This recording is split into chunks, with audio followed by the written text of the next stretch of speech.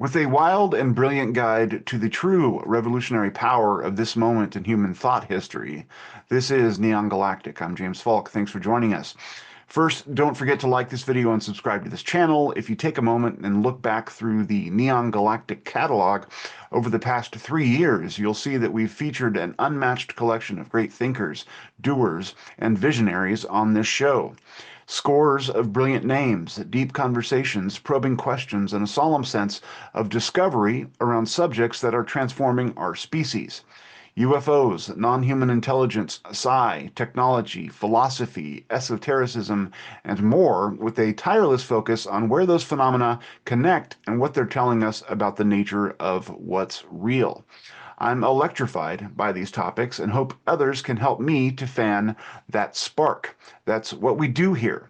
To continue these escapades, though, I need support. So find us at patreon.com/neongalactic to get involved, enjoy some perks, learn some things, and find a new way forward. Our guest today continues the intellectual tradition of this show by being a radically original thinker, a synthesizer of threads that have arisen in recent years from every corner of the world to fundamentally undermine all the old and tired ontological tropes we've been fed for millennia. From her work and that of all the renegades that inspire her, a vision seems to be emerging of a universe that's wired together with math, information, meaning, novelty, and, if we're lucky, some coherence to bind the batter. There's an intersection that looms now between technology, consciousness, philosophy, and even the occult, where the world may discover a shortcut to deep reality and a path through the spiritual wasteland. To get there, though, requires our species to avoid the landmines now being planted by a techno-fascist oligarchy bent on using their superior resources and quantum gizmos to drive the creation of a surveillance state where individual attention becomes a kind of slop for digital hogs. So the question then becomes, will we invest as equals in this unfolding future or get sold down the river like so many pork belly punks? Decisions, decisions. I'm no expert on these questions, but I know change is in the offing, and the questions now being asked are far different and more dangerous than most of what came before. So today, Alison McDowell will help us find our way. She spent the last half decade and change plunging deep into Alice's rabbit hole and climbing back out again with a pelt on her belt and a passion for justice. This will be a wild ride. Welcome, Allison. Well, thank you so much. Thank you so much. Yes. Just in today's conversation, I'm here to speak to my own personal journey. And Mhm. I find that a lot of the things that I'm introducing are new ideas. And so I'm not here to convince people over to win people to my side, but Sure. simply to offer documentation. And generally the people who sort of connect with what I'm saying is that they have their own pinboard of question marks of things that have happened in their lives, right? And they're like, Yeah. I knew that that thing was important, but I still haven't quite figured out why. And that something that unfolds will resonate with one of those things on the pinboard, and then people will want to know more. And so that's sort of how I approach the interviews rather than I've got it all figured out. It's like Yeah, I'm on I'm going the to sell journey. this. Yeah, yeah. No, I hear that and I respect that. Thank you for Yeah. saying so. Yeah. It's interesting, I mean, we were talking before the interview started that I view these conversations as fertilizer for folks to find their own threads within each conversation that'll lead them down their own rabbit holes in the future. So whatever people can find in any of these conversations is useful. That's good. Um, the other thing is that we live at a time when there's so much information everywhere. We're all awash in, I Mhm. mean, everything that came before and everything that's looming in the future, that to find patterns that make sense out of all that noise is extremely difficult. So when we find people who are able to kind of see through the noise and, kind of you sketch a picture for us of where we might be headed or the dangers that may be looming, it's important to listen to them. You don't have to be convinced by them, but I think that, trying to find a way to understand that complexity and engage seriously with the danger and the future is important. So if we can help people do that in this conversation, I think we're succeeding. Exactly. Well, and And just to tell you a little bit about my background, because this was a Yeah, journey I please. never really expected to take. Yeah. I'm currently based in Hot Springs, Arkansas, but I Okay. spent most of my adult life in the city of Philadelphia, which uh, later on we'll talk a little bit about like patterns and energy and gestalt and archetypes. And Philadelphia is very heavy in all of those things. And my academic background was in art history, and then later I got a master's at the University of Pennsylvania in historic preservation, specifically around cultural landscapes and interpreting cultural landscapes, like literally going out into Chester County for my thesis and being like, oh, I think that that hill was like a railroad embankment, and oh, like looking below what was apparent. And I had one of my thesis advisors once say something to the effect, and I almost wonder if it's a dream at this point, but like your family will be okay because you'll be able to see it, you know, and like walking down Walnut Street in Philadelphia and having, and we weren't super close. So, and she was a an older German woman from the Palatinate who lived out in Berks County, and like totally the emblem of sort of a, you know, gentle crone, wise woman sort of thing, you know, the Oh, white hair and a bun, you know, and I still hold that. I'm like, well, I still don't quite figure out what I'm supposed to see. But much of my research, and it really started in probably around 2013, was in the education space around, and that's part of the reason I haven't done interviews in quite a while, because I found that it seemed like you said, there's so much information that it was just like squirrel, squirrel, squirrel, you know, like every week it was like a new thing and there wasn't a lot of synthesis. But from spending some time looking at your channel, you seem to be the kind of person who was on their own journey to like understand more about the operating system in a more holistic way. And so I was like, okay, and it's funny because I used to actually be very triggered by the whole like UFO conversation and things like that. So I'm working through my triggers and being like, okay, this actually makes sense. You know, I'm yeah. gonna do this. So I think the landscape that I was supposed to study is consciousness. And for me, um, it's kind of a prank in the universe because I was generally a good student, but math was always my downfall, like math and philosophy and abstraction. And so I was good at like art history, and I did symbols, and weirdly symbols overlap with math, but I never would have thought that consciousness was a topology, right? And that it could be rendered in mathematical abstraction, and that it could be this rolling landscape of attractor fields and, you know, storylines, right? And you could render it in Yeah. these other abstracted ways, and that this relates to our, in my opinion, uh, this shift, this cosmic shift that's happening in the age of Aquarius, the water bearer, is that there are higher dimensions of information. Like I look at things from an information theoretic lens, which is Yeah. where I've Yeah. landed now. And Yeah. so like we all know that there, as humans, we are operating in a narrow sensory band, right? Hmm, And then yeah. and then some people have gifts, right? And they have a more expansive band, or they operate with a slightly tweaked operating system, and they organize and experience the world differently. It's this phenomenology. What is it like to be an Allison? What is it like to be a James? You Yeah. know, and so, but then there's these higher dimensions. And it feels like for me, where I'm at this point, is that this shift is how we interface with these higher levels of information. And that those higher levels represent like an all, you know, like we are a piece of the all, an instance of the all experiencing 3D space-time, and there is Yeah. an all there with many more layers, and the conversation is about to become more sophisticated. Yeah. Right? And then people say, well, why do we need all of these technologies and things? And in my opinion, it's to not just have a one-on-one with higher dimensions, which mystics and, you know, yogis and, you know, clairvoyants and people have had for a long time, but it's to do it collectively as a system, as a network system, and that conversation may be very different. So anyway, so my background was shifting from a background in sort of deep research, symbols, looking at the built environment. A lot of my stuff is embodied, like mapping, going physically going to places, and then mapping it in an abstract. I create these really elaborate relationship maps that kind of, I think, have rewired how my brain works. Like I think symbolically in like mind palaces now, Yeah. somewhat, Yeah. and Yeah. that's why I hold on to things. And then applying that to consciousness. And now the next step has been consciousness as an interdimensional information you know, frequency, right? And that has these higher level mathematical tones, which I used to cry over my algebra 2 homework, like, cry into the curtain on, outside my bedroom. And so Yeah, this universe saying, okay, you need to stretch, right? Like, I know you don't like economics, you need to learn economics. I know you don't like philosophy, you need to learn philosophy. I know you just like to be in the garden, but the garden can be your math, right? Like the yeah, yeah. rotational symmetry and the frequency, like it's okay. Like there's other ways to do it. So, anyway, so yeah, I was a public school Beautiful. parent. I used to say Hmm. I was a public school parent and a mom public school parent.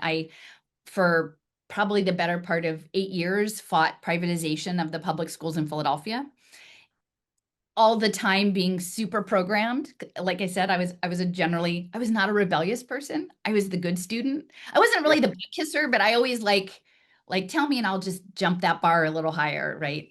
Even if Yeah, I had to yeah. cry. And so I was highly programmed into the public school system. And only in retrospect coming through, I was like, okay, not that I agree with how privatization was happening, but that there are other ways of being learning processing in the world.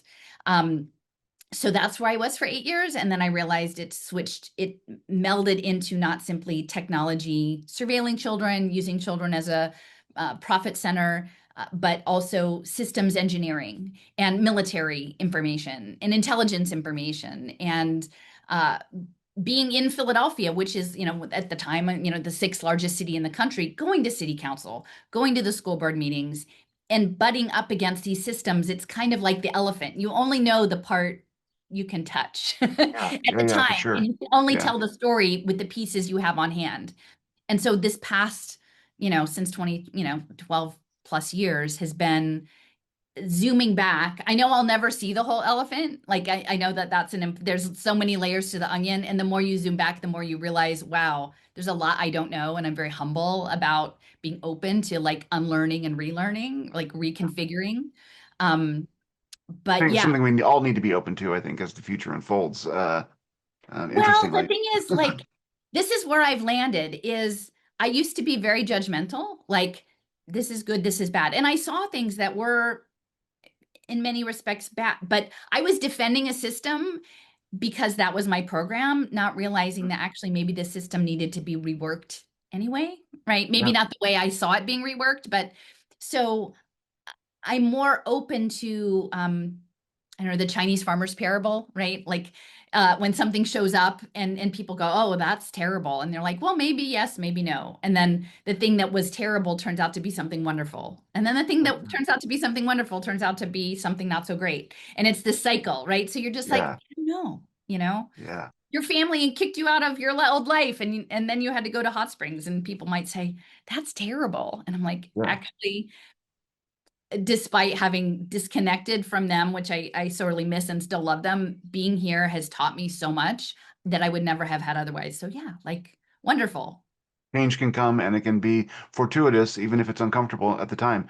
Yeah. It's interesting in that educational perspective because I just was talking to some folks about education systems and how, kids are basically stamped out of a manufacturing plant at most public school systems, and that's a tragedy. But there's a real challenge in terms of educating the masses when you have, so many kids and so little money that our society invests in education. So how do we balance, like, having a creative, intuitive system for kids while at the same time making sure that everyone gets educated? There's no easy answers there. And while, No. like you, I looked at the privatization movement as like, oh, people want to pull their kids out and put them in Christian homeschooling systems that'll indoctrinate them. Maybe so in that particular slice, but there's, like you said, other answers out there that could address some of the problems we're facing, but it's a change, and that's always a gamble. Yeah. Just some Well, and one of observations the on themes that. that I've been working on, like, because I sort of picture like I have a Mary Poppins, carpet bag or something, and I like collect things and I put them in there, right, to use. And so you don't Yeah. have to use all of them all the time, but you can pull things out. And so one of the lenses that I've been using a lot lately and encouraging people to try out is this idea of the curious observer.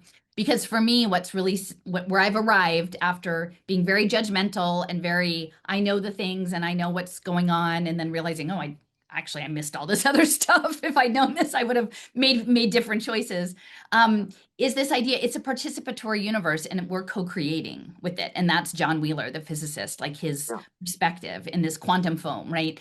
And so if you can hold a lens of a curious observer, it gives you a broader viewpoint to entertain things that as soon as you weigh in on one side, 0 or 1, right? Like yes or no on this, then your story narrows way down. Like your view has to narrow because you're defending a certain perspective. If you can dance around the outside and sort of skirt the edge of the attractor fields and say, Robert Anton Wilson used to talk about reality tunnels, right? Like Yeah. if you could stroll down the hall of all the reality tunnels and like pop in and be like, what does it look like in this one? And then you Hmm. don't have to go all the way to the back. Like, you don't have to deep dive into QAnon like to get there. You can pop in and be like, oh, what's it like over here today? And sample. And so I think that sampling, I've found that it helps keep a broader view if that's what you want. Now, when we said like the should part, I feel like really central to this is phenomenology, right? Our personal Yes. experience. Hmm. And if we're all some fractal of Indra's net, reflecting the whole, Yeah. there's no every like in my version currently, I call it my animist live action role play musical. And my animist live action role play musical, like there is no one reality, actually. Yeah. There are multiple concurrent realities, some of which overlap. We can never totally inhabit the viewpoint of another person, but we can, overlap and get close with interests, and they're all dynamic. And so it gets you off the hook of judging and fixing because you Yeah. don't like what's good for you is not necessarily good for the other person. Exactly. Optimally, we should strive to not hurt other people while we're doing the thing that is meaningful to us. So like, and Yeah. that does happen. I mean, I'm not trying to minimize that there are real, I spent 10 years researching poverty and late stage capitalism and all the things. And I arrived at the point of saying, I cannot fix all of these things as one person. The only thing I have control of is my perspective and my frequency. Yeah.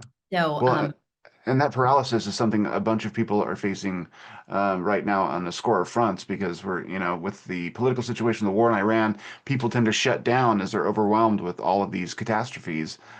So going within is really the most productive thing people can be doing because I think that there's a contagion there. I think that that can sort of metastasize in a positive way and spread among, mm, our culture, hopefully, and affect that change that we seem to think is impossible.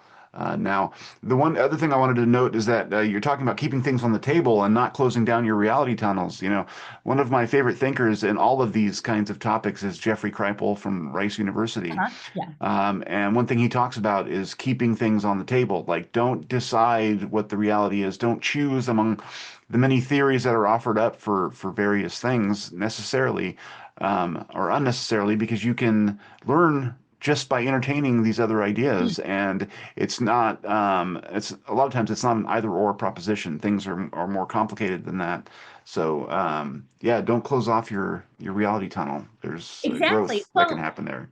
and the challenge is, so like one of the question we talked about a little bit was like the lockdown period or some like lessons learned. And for me, one of my big learning points was that because I had been doing this research around human capital finance and technology, and I was writing about Palantir in 2015, like nobody was like 10 years earlier. And I was in that space. So I can see that story. I'm like, I lived in that story. I lived in that story for about 8 years, and I've moved into another phase of the story.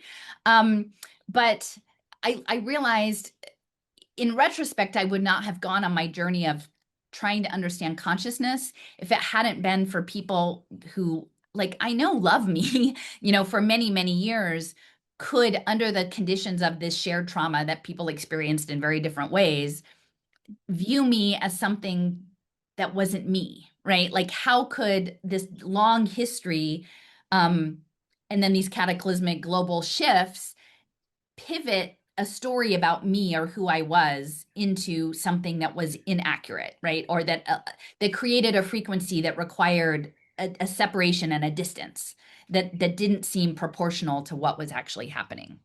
Yeah. It wasn't one of the more strident people. Like I had a lot of concerns because of my background. I was like, oh, this is how everything is going to change, right? But Yeah.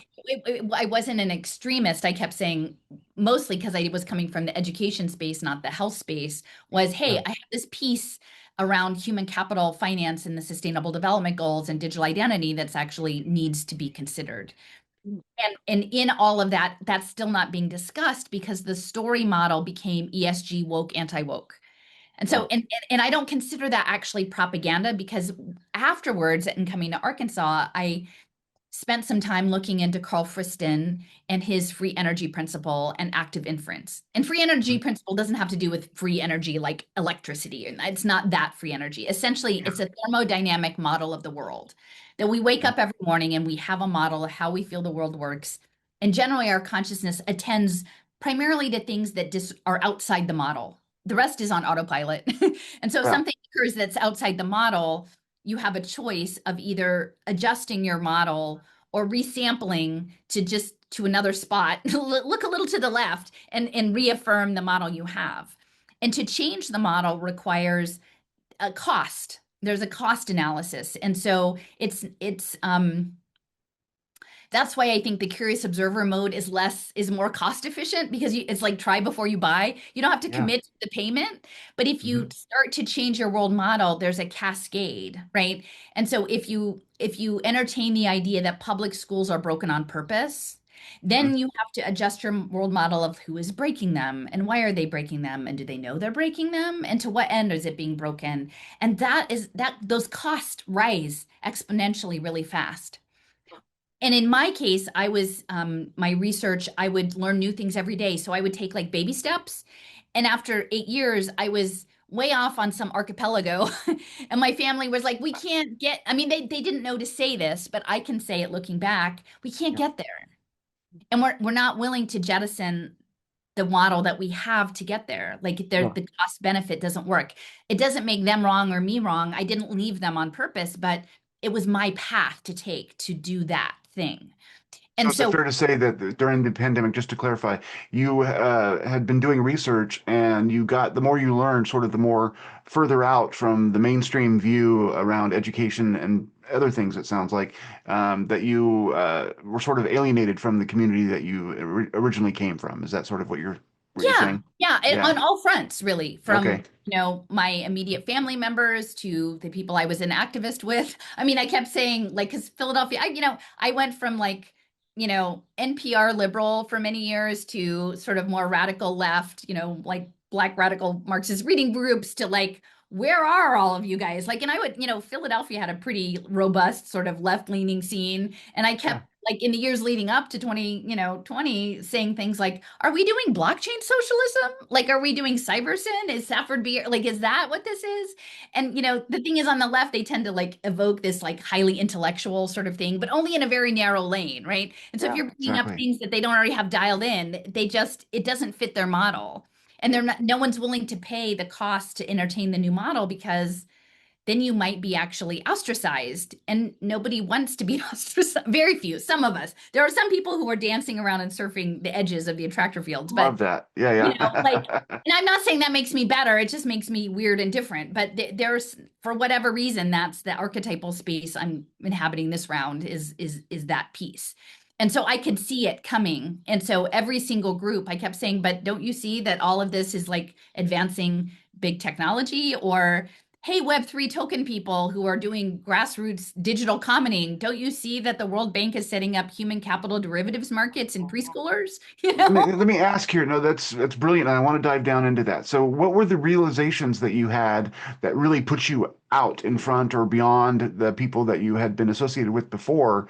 And let's sort of dig into what those are, because I think they, like you're saying, they Yeah. involve tech and human capital and all of Right. those things. And I'm not sure I quite grasp the Right. ramifications of All of everything you're saying there. Yeah, yeah, Well, and so in my process, so my big, like I can pinpoint like the moment my world shifted. Like it's interesting because some people ask like when did that happen? And I think it was 2015, like July, and there was a public meeting that Boston Consulting Group had closed 23 Philadelphia public schools and laid off 3,000 teachers and slashed all the budgets in that spring. And then that summer, they implemented a school report card. So they had closed these schools predominantly in low income Black and Brown communities. There's issues with kids like getting to school, street violence. I mean, everything was discombobulated, right? And schools were some of the few civic institutions that were holding communities together. That was the table was flipped, right? And now we're like, we're going to grade you with a report card, but not the charter schools, right? And so we, and they have these meetings in the summer. So they don't expect anyone to come. And so we organized like 50 people to go to the meeting. And we knew it's all Delphi, right? And so we had like little placards with our displeasure. Like, and it wasn't graphic, like we weren't cursing, but we were very insistent about that this was not fair. Like this is, and of course they have like a 27-year-old guy who's the low person on, who's giving this spiel. And finally, essentially, they admit that the money for this project was coming from the Michael and Susan Dell Foundation, right? And so, and at the time, again, this is like the elephant. Like I'm zoomed in on like a pore of the skin on the elephant. I'm like, oh, you're here to get rid of humans and sell computers, right? Because this is a profit center. And then it zoomed out a little bit, like, oh, you're interested in data, right? Like, oh, the Dell's largest client is the NSA, right? Like when Snowden went to like do all his leaks from the NSA, he was a contractor to Dell, right? And so I'm like, oh, wow, it's not just money, it's like data, it's surveillance, right? And then I learned about human capital finance. So like essentially betting on futures of children as data. And that required a digital identity. And so I was aware of the digital identity system way before it became a thing with health passports and things. And then I kept moving back and back.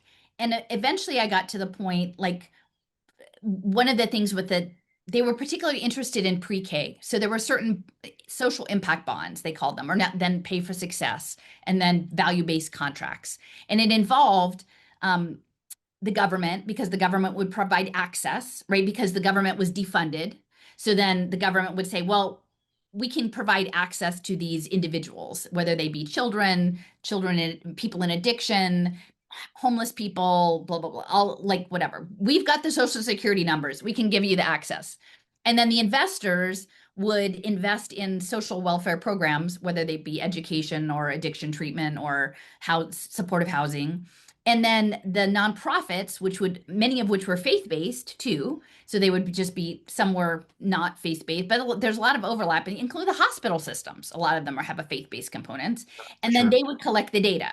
And so you could end up with a weird situation where like the government is defunded, they hand over access for an intervention for literacy to Hewlett Packard Foundation is funding it, but the kids all have to be on Hewlett Packard tablets and do the thing to collect the data to verify the Hewlett Packard deal. So the children end up just being like washing machines. Wrist for the mill or Right? whatever. Yeah, they working through the machine. Yeah, yeah. Right. And I'm like, this does not like, and I found a 2012 document that said essentially we're going to use this investment in early literacy and early childhood education to create globally traded derivative securities, like liquid assets. And I'm like, well, that did not work out well with the housing market in 2008. Like, what do we think we're going to do? Like a whole bunch of like low income kids, right? Yeah, And yeah. put them on digital wallets and do this thing, right? And still to this day, no one will talk about that. Like, because it doesn't fit anyone's world model, because it involves the government and the corporations and the nonprofits and the religious groups. And so everyone picks one that is their thing. Like,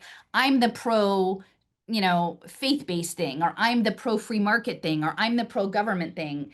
And no one can entertain the idea that actually the entire system is involved. Yeah. And so if it is, then what do we do, right? Because we can't other someone. And I think it's natural for human beings to archetypally want to be a hero, most of us want to be the good person.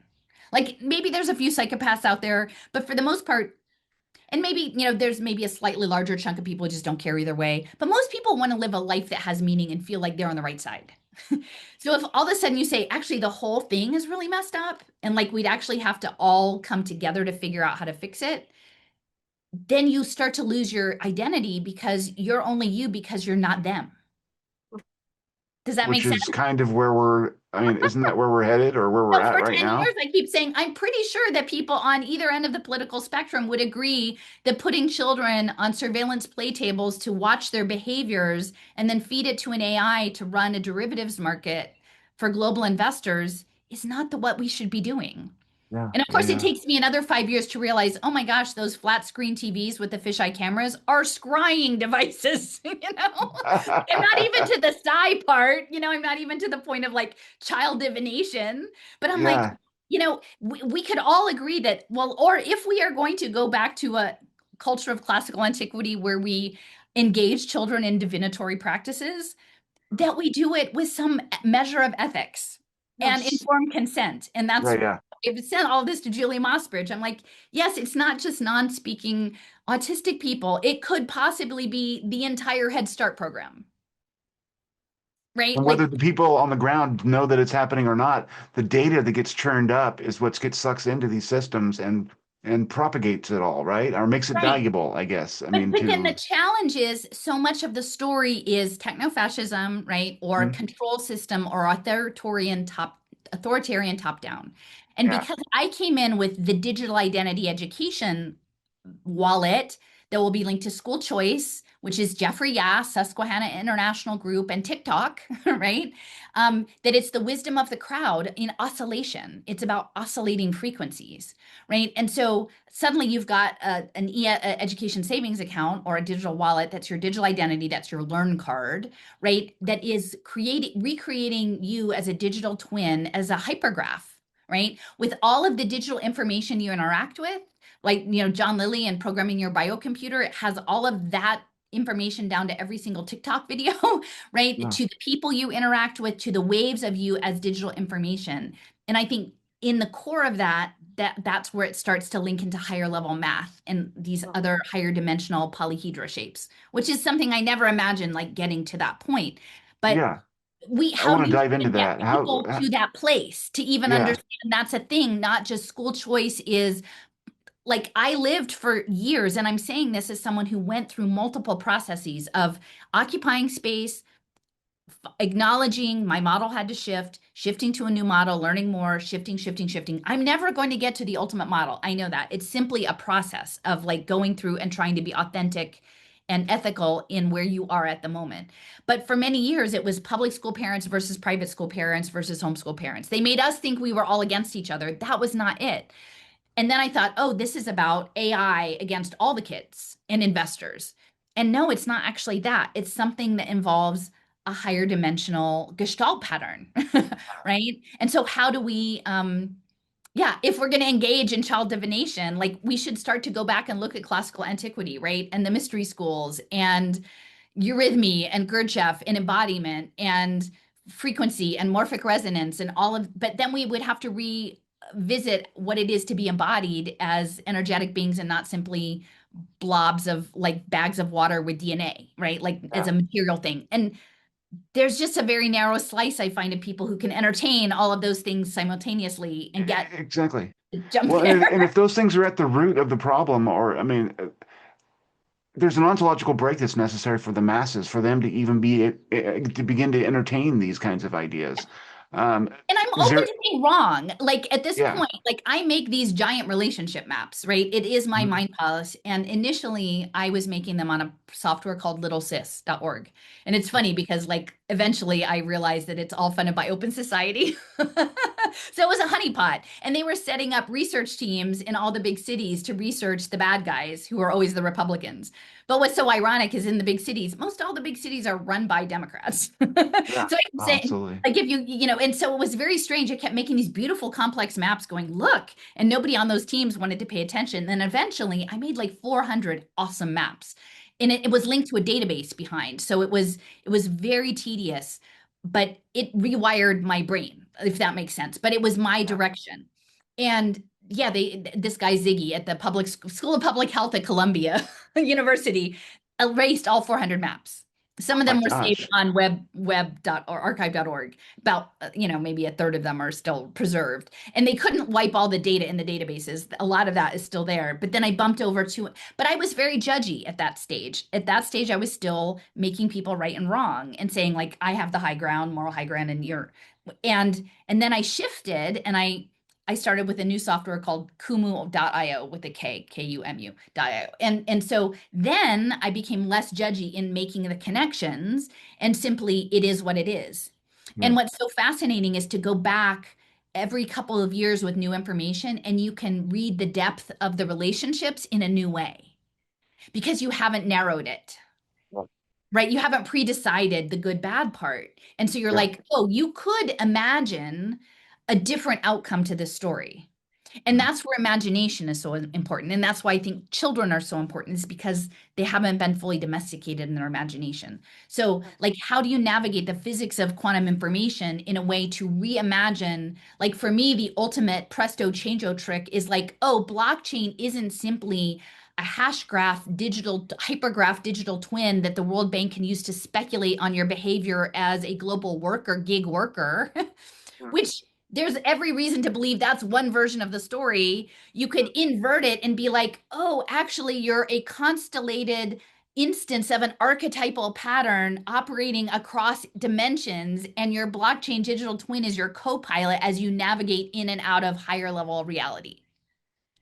Right. And that's a totally different story. And they both can sit side by side and you can still kind of hold both of them. But if I was stuck in the first version, I would never have gotten to the second version. Well, and how much of that future is undetermined? I mean, it's up to us to make We're the co-creator. either one of those stories true, right? I mean, Yes.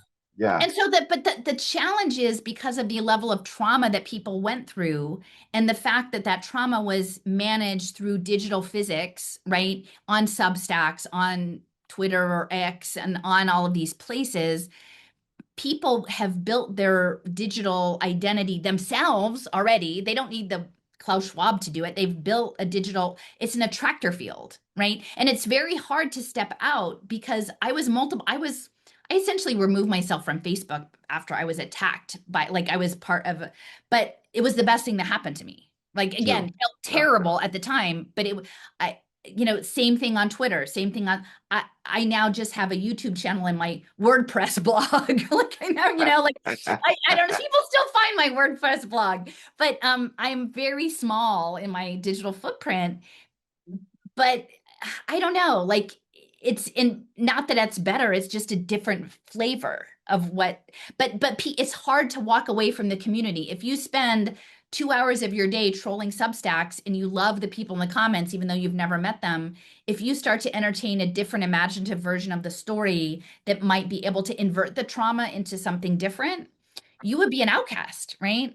Because there would be the finger pointing of saying, oh, now you're one of them. Sold out, or you've Yeah, somehow switched teams, or right. whatever it is. Yeah. And so, but if you can exist a little bit on the margins, you can entertain these ideas as long as you say, like I say, this is just my Animus live action role play musical. Like, I'm not telling you it's yours. You've got your own. I keep, people will send me stuff and I would be like, it's a choose your own adventure. Make it good. Like, make it good for you. Yeah. Like, Yeah. if No, you're I hear choosing it, that. like, make sure that it's one you want because Yeah. we actually have more agency than we realize. I want to dive into some things here. So you had said, okay, first of all, you mentioned children scrying, which I think Yeah. I need to know more about. But then also that there is this gestalt that seems to be a motivator in this.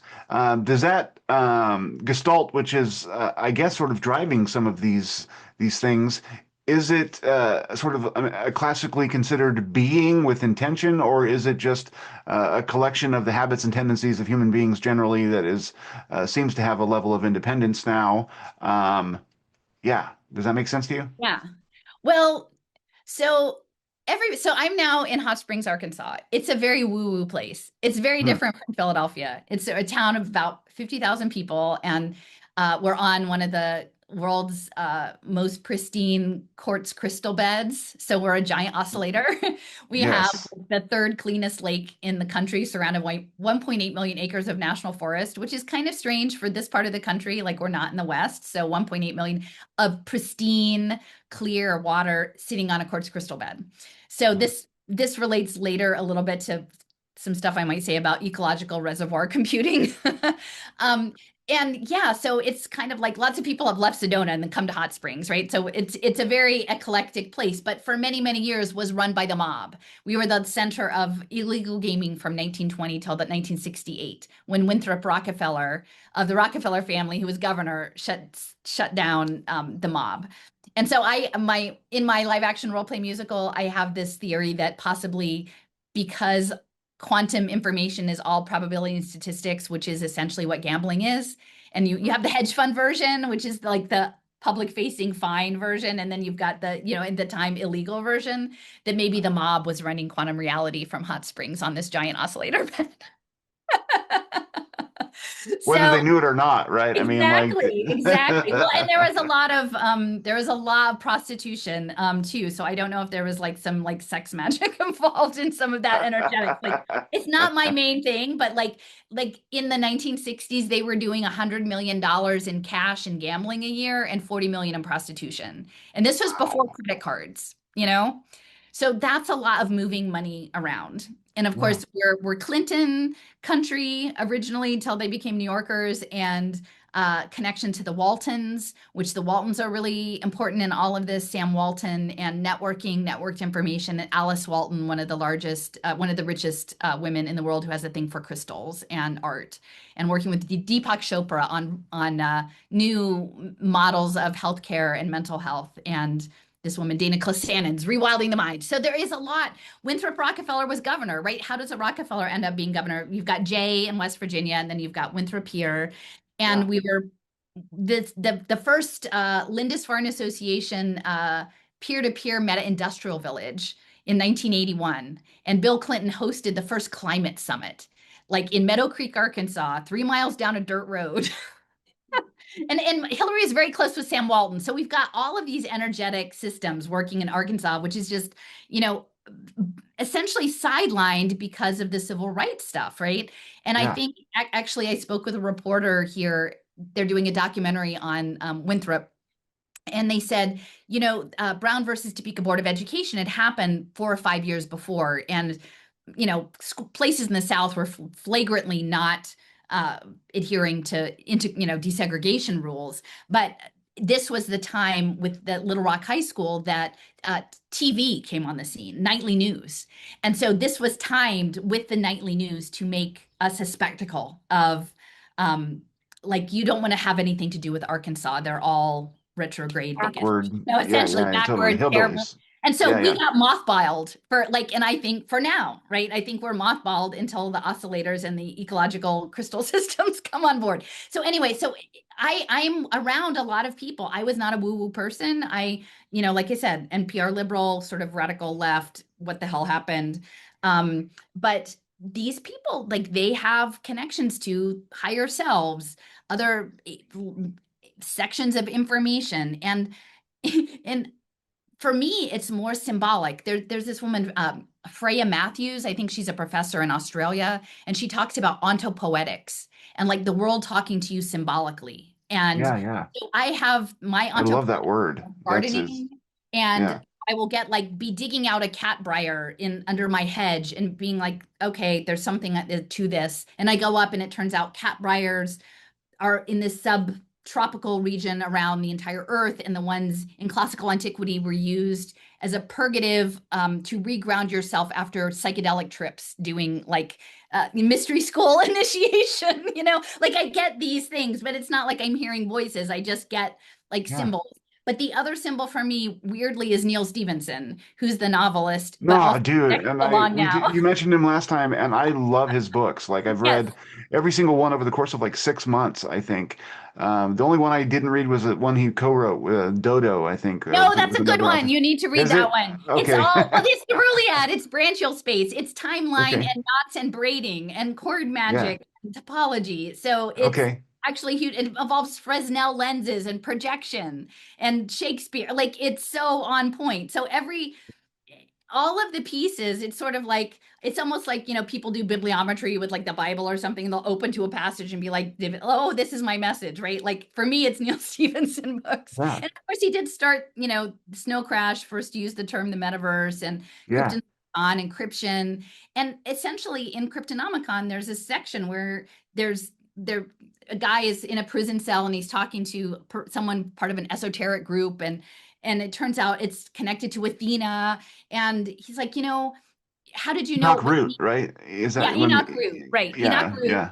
And he's like, well, how did you know it was me? And it's like, well, I could just tell, like they'd exchanged emails. And it's like, well, I like, what if we're all patterns? Like we are in eternal patterns existing at a higher dimension, but we're instances. So if Athena, the archetype, shows up, she's not going to be like with her aegis and, helmet, but she may hold that pattern as something, else. And so I feel like it's very interesting that a lot of the crypto, which people are focused on the money, I focus more on spatial computing and patterns, and the web, that part of Web3, and social system, not engineering for limiting, but engineering for navigation. They're all based, many of them are based in Switzerland. And so there is this overlap with Jungian archetypes, right? And then, Yeah. but also not just Jung, but like Leibniz and the I Ching and the Tao and the Yeah. patterns and And tarot. I mean, there's Thoreau, right? connections. These deep archetypal patterns. And so Yeah. if we imagine that we're in 3D space-time as an instance of a larger pattern in a higher dimension, Fractal. a fractal, right, like Yeah. we're the bit of Indra's net, right, looking from where we're looking at, and that's why phenomenology is so important. Then yeah, like be authentic to who you are, right, like resonate to your people. The world would be super boring if we were all the same. And I think that what's coming with Web3 is the potential for us to unlock the uniqueness of our authentic selves more so than a prevailing story that is everything is about being top down, flattening, and making people in a behaviorist way all fit a certain mold. Yeah. I think it's actually, the story could be something very different. Yeah. Um, Working with archetypes. So for me, like the Gestalt comes largely and reinforced in the Stevenson books, Cryptonomicon, the Baroque cycle, is like, yeah, no, I think actually we could be patterns, right? We could be hypergraphs. These things that we're scared of, that I was very scared of, like digital twins, it Mhm. could be that it's chi and prana. It's an ancient system that it pre-exists. Today's costume is technology, right? Interesting. So, I mean, by vilifying the web, like so many of us have done, or technology more generally, we're kind of missing out on the fact that this is just a manifestation of an eternal pattern that's coming up again in the setting that we live in, You which is could tell that digital. story.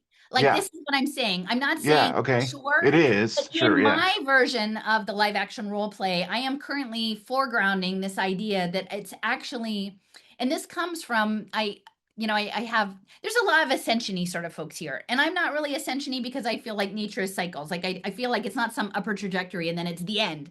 Like that it's up and down, up and down, up and down. And I was very frustrated with someone who is a lovely individual, but I was like, where did this new age come from? Like I need Mhm. to know, the research in me, like where is all of this coming from? And I was just being triggered. Like I would do it differently now, but but it was good. It was a good triggering because I looked and it came out of Findhorn, which was the first eco village in the UK in the 60s. And then later David Spangler and William Irwin Thompson were Americans, went there and brought these ideas back, and then the Lindisfarne Association and things came out of that, which have significance. But in Findhorn, essentially they got these downloads at Glastonbury to go to Scotland on a beach and make an organic garden.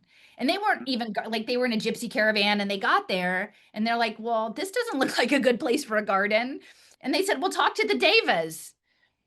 And so this woman was like, okay, talk to the Devas. The Devas are the patterns. They're the gestalt, right? And there's an Yeah. overlap now with anthroposophy and the etheric and the projective geometry, right? Like Yeah. talk to this interface, the etheric, the point at which the energetic, the ethereal, and the material overlap. And they had Yeah. this amazing garden. There was a BBC documentary about it. Eve Balfour was part of, she wasn't, I don't think she affiliated with Findhorn, but part of that documentary. And Eve Balfour was the niece of Arthur Balfour, the Prime Minister of England, the Balfour Declaration that created Israel, but he Yeah. was also the head of the Society for Psychical Research, right? And so like, and applying scientific principles in the late 19th, early 20th century to communication with the dead, but the dead is simply another information field in my mind. It's not Yeah. dead. It is another quantum level of information. So this guy Oliver Crombie was like the elder statesman of Findhorn, and he had a heart condition and was a musician. There's something important about the heart and the torus field, the Mhm. timekeeper of space time. And so he wasn't in World War II. He lived for a long time in a gameskeeper's cottage with no electricity, no running water. He would do nude sunbathing, turned out on crossed ley lines, and then eventually like met up with Pan in a garden and had these conversations with Pan, and met the elves and the fae and things, and he's like, well, why do I see this? And he's like, well, you nude sunbathed on the ley line for 10 years, but probably maybe the heart condition, and you can believe. And he said, we look like this because you expect us to look like this. And so if you're in 1940s England, a higher dimensional consciousness is going to look like the Fae, right? If Wow. you're in India, it will look like the Devas. If you're in 21st century, It's going to uh, look like a UFO. it can look like a UFO. Yeah, technology slash UFO. Yeah, Exactly. Yeah, it's yeah. like what you expect. So if Yeah. there's a higher dimensional information structure pattern that wants to come down and be like, guys, come on, water bearer, you need to step up your game a little bit. Like it might come down and sit in a robot. Yeah. And Yeah. and again, I say this as someone who was very anti all those things, but in being anti all those things, I seem to have actually amplified it. And if you can flip the script into a way that's not denying it, but like an alternate story you could hold in the other hand and say, it's possible. Yeah. What if our higher self wanted to come down and give us some guidance? And what if it looked like a stupid learner wallet that I was so mad about, right? Like, what if the World Bank is the bank is actually an interdimensional current, right? Yeah. And like we're actually, because in the Dodo books by Stevenson, there's a version, it overlaps with Enoch Root and I'm trying to remember the name. It was the Fuggers, the bankers, who I think are like a hat tip to the Warburgs. Yeah. And Yeah. and it overlaps art and money and timelines. Yeah. Art and money and timelines. And so I'm like, huh, okay, I'm holding on to that. It's a symbol. How do we get in? How do we get into that? And the art and the poetry, for me, I really love Peter Kingsley's work. All up until Hmm. the end, he still has the apocalyptic frame, like the world is ending, and I'm here to tell you that it's ending. And God bless him, like somebody has to do that role, so that's okay. I'm not in that space. But his idea of dream incubation, the pre-Socratic thinkers, the going to the deeper places to bring back laws and poetry and knowledge from the other side, I think is Yeah. terribly, terribly relevant and central, actually, weirdly, to the Web3 space. Okay, real quick, Neil Stevenson, what is he? How does he? I mean, like he has such I think he's a a wizard. vision. Well, no, I mean that's like is he a reflection of an ancient pattern, that a reincarnated soul, an old I soul? I I mean, how do you know. see Well, that? I think we all are in some version, right? But Yeah, I mean, I'm constantly flabbergasted by like looking at Reddits because like his books get lots and lot, besides the fact that people are like, he has terrible endings. Um, but no one gets this higher level. And I don't know, is he like my sorcerer? Like I don't know how I would get so lucky. But yeah. it's interesting because I don't know if we'll get around to the Vesta House stuff, but there's connections between the Long Now Foundation and some stuff that's happening in Hot Springs. And he- from my understanding, Kevin Kelly, who created Wired Magazine, key player in Long Now, What Danny is Hill. long now for us? If you can sort of break So, that down.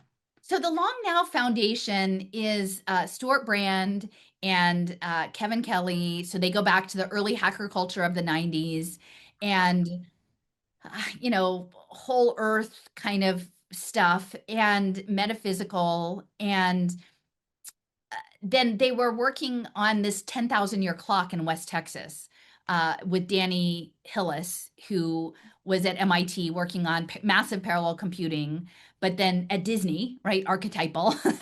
And it's now they're digging like a giant chamber for a 10,000 year clock with Jeff Bezos's money in the Diablo Mountains of West Texas. And supposedly like it's a fascinating thing. And so like I'm feeling Yeah, like somehow this clock is like some sort of symbolic anchor to ecological reserve computing over a long, essentially they say it's about long-term thinking. But I think these are people who would also understand that maybe everything is happening at the same time. yeah. that So time is kind of a construct or whatever. it's a giant oscillator. Yeah, like a Yeah. pendulum clock. And it was based on Anathem. I don't know if you read Stevenson's book I Anathem. did. Anathem, yes, I Yeah, so have. that's what the Yeah. clock is based on, his work on Anathem, like on the ringing of Ah, the years, the annual, yeah. 10 years, 100 years, 1,000 years. So they went and built the clock for Stevenson, essentially. And the Mathic Society, remember, they chant the math. It's a frequency chant. So like Yeah. it all starts to add up. And I mean, I'm willing to say, like, I could be wrong. I could be apophenic. I could be laying all out these pieces that don't only make sense to me. But Yeah. I think they're pretty cool. And many people have read all of these books. I'm like, so Yeah. what is going on here? Like, could it be connected to this E8, situation in the Well, that's 600? where I wanted to go next, actually, is Yeah. the E8 and the yeah, and a little bit about category theory because that's something to do Yeah. with yeah, yeah. But just real Oh, get into quick, I mean, it's kind of synchronistic for me because I had not read any Neil Stevenson, and then I read Cryptonomicon a couple of years ago, and I was really intrigued by it. But his style of writing was kind of overwhelming to me at that moment. Huh? But Yeah. then, as I've gotten into this podcast and all the things that I'm doing associated with that, I went on a stretch where I read nothing but Neil Stevenson for like a year. I All mean, right. book after book after book after It's book, the and guidebook. I'm telling you, it's like yeah, and there's so much there that's current for what's happening now and the way that we're moving into the future and what might be possible. And if people haven't dived into his work, I highly suggest it and be prepared to have your socks blown off. I mean, it's like alchemy and just the whole gamut of cool subjects all intertwined together in a way that tells an amazing series of stories that are kind of you know, r nested Russian yeah, nesting dolls, like they're one within the they're all other. interpenetrating. Yeah. Yes, exactly. I Well, love there's it. a great chapter in the Confusion, which is part of the Baroque cycle, which again, he has a great way of mixing a fictional story arc with historical characters. And Yeah. so you can go back and look people up. So you know, like, oh, this is a lot about natural philosophers and economics and the Hmm. shift between physical gold and securities trade and the movement of that in the context of wars in England and France and pirates, right? Like Yeah. all Yeah. of these Yeah. different Totally. kinds of things about how you move money and I think it's really about how you move energy and how you move information. And so Yeah. part of that is the uh disagreements between Leibniz and Newton, right? And so the thing about Newton, though, like he has the alchemy, he has the Mhm. optics, he has, the scientific background, the Christian is sort of situated within a faith-based thing, and the Royal Mint, right? Yeah. So Yeah. he's got Yeah. all of these. And then John Maynard Keynes bought all of Newton's alchemical books in the 1930s. And then I he, did with not know P.F. that. Schumacher of Buddhist economics and the Schumacher Institute in Western Massachusetts, they were proposing Bancor, which was a global currency at Bretton Woods, the original Bretton Woods, and it did not Mhm. gain traction. But then later, in 2019, the summer of 2019, they had the 75th anniversary of Bretton Woods at the hotel. I can't remember the name of the Mount Washington Hotel in New Hampshire. Mhm. It's hosted by Bancor, Galia Benartzi, who reinvented, like lifted up Bancor for the tokenization age for liquid securities with Brock Pierce and Holochain and like very many high level blockchain folks and central bankers. And like Rianne Einsler of The Blade and the Chalice was a keynote speaker, and Charles Eisenstein was there, and Michaela Ulyaru, and like many, many high level people were all there under the aegis of Galia Benartzi. And her mentor, I think, who had just maybe passed was Bernard Lietaer, who was a Belgian economist who oversaw the rollout of the euro, but in a 2008 interview, essentially said, my main work is sacred geometry and esoteric earth based energy work. Right. I So mean, it's just ridiculous how right? all So this stuff he is like this connected. whole thing with Newton, Buddhist economics, frequency, current, like we don't understand. And what Leotaire was advancing was community currency, which is a parallel currency to like a stable coin, right? And so my sense is where we're moving in terms of the Gaia hypothesis, the Margolis Lovelock, is that there is an energetic system where there is a like a translation, like a universal translation, which is the stable coin, but all the different organs, all the different story plots, all the different geographies have their own currency that are sending signals that speak to the story in real time. And so no one will talk about community currency. They'll only Yeah. talk about CBDCs. Like, but community currency is central, central, central. And like the Catherine Austin Fitts people, like they won't talk about that, even though like anyone who's working in that space should understand Leotaire and his role, and be especially people who are interested in more alternative thinking. Okay, so this guy who implemented the euro and his protege, she developed an initial community currency in Israel for single women that would be linked to social impact with Yeah. Ari Ben David, who is the Jerusalem contact for the anthroposophists. So there is this overlap with anthroposophy and the free social threefolding and esoteric economics. And then, anthroposophy is Goethe and morphic resonance, right? Oh, And so yeah. you've Yeah. got it all aligns. I mean, Yeah. it doesn't disconnect, it doesn't fall apart, this idea, but then you would have to re be willing to step back from the top down, make everything the same, into the idea that it could be an emergent, autopoetic, complex, nonlinear dynamical system. Yeah. And that it's like a dance that we're having together to get to a higher place. Yeah. And it's not easy. I mean, I'm not, because believe me, I was very invested in the dark story for a long time, Yeah. but it wasn't Yeah. going anywhere good. Like if Yeah. you live in that place, it's not it's not the genie's not going back in the bottle, There's right? no hope. Yeah, I there mean, is no it's hope. like And then you, people just yeah. be sad for the rest of your life till you're dead. Well, that's Exactly. not And what enough. you're offering is that these things that are happening, sort of these revolutions in finance and elsewhere, may represent something positive in the end that we're only beginning to see how If we that might choose it, ultimately manifest. Yeah, but we exactly. have And to if we buy into actually that story, like. right? And if there is this thing with a higher like these higher dimensions, which I didn't know, like I didn't understand about polytopes. Like polyhedra are the three-dimensional ones, but then the polytopes are the higher dimensions, which we can only see shadows of in this world, right? You can create a model and shine a shadow. It's like, the tesseracts and things, like at the very Yeah. basic level. A Wrinkle in Time. They Yeah. knew wins. It's the heart. Yeah. Um, so like there are probably people who knew all along, but you can frame it as there's a cabal that are keeping things secret from us because they want to rule the world, and that's a story. Or you could be like, honestly, how many people would be willing to entertain this story at Yeah, if face people talked about it, they would get laughed out of their room. So they're value? not going to talk about it. It's not a Right. matter of So keeping like a you can secret, tell another it's keeping story, your which is just like, reputation, you know? yeah, well, or just like I was always advocating for informed consent. Okay, if we all agree to this, and I think it's a bad idea, but everybody else thinks it's a good idea, I've had my, I've conducted myself with my fiduciary responsibility, and I Mhm. can wash my hands of whatever happens because I did my part. But the Yeah. reality is from the free energy principle world model, the vast majority of people are simply not because they're dumb. This is not an intelligence thing. There is not enough play in the models that they hold to entertain the idea that it could be something different. Yeah. Like it, and I wish like maybe we could Fatalist. get I there. mean, Like, yeah. and I don't know how to get there. I don't want to make those people dumb or bad or any, they're not. It's just Yeah. how consciousness seems to be working. And maybe it's the gestalt and there's just Yeah. some outliers. Yeah. And I'm just going to hold a frequency because I think at some point, and I wasn't even here when I came to Arkansas, I was still very traumatized. And the people here, they can hold a higher energy. And I'm like, I don't know. And it's unfolding okay. Yeah.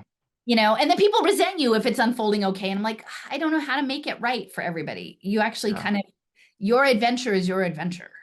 Yeah.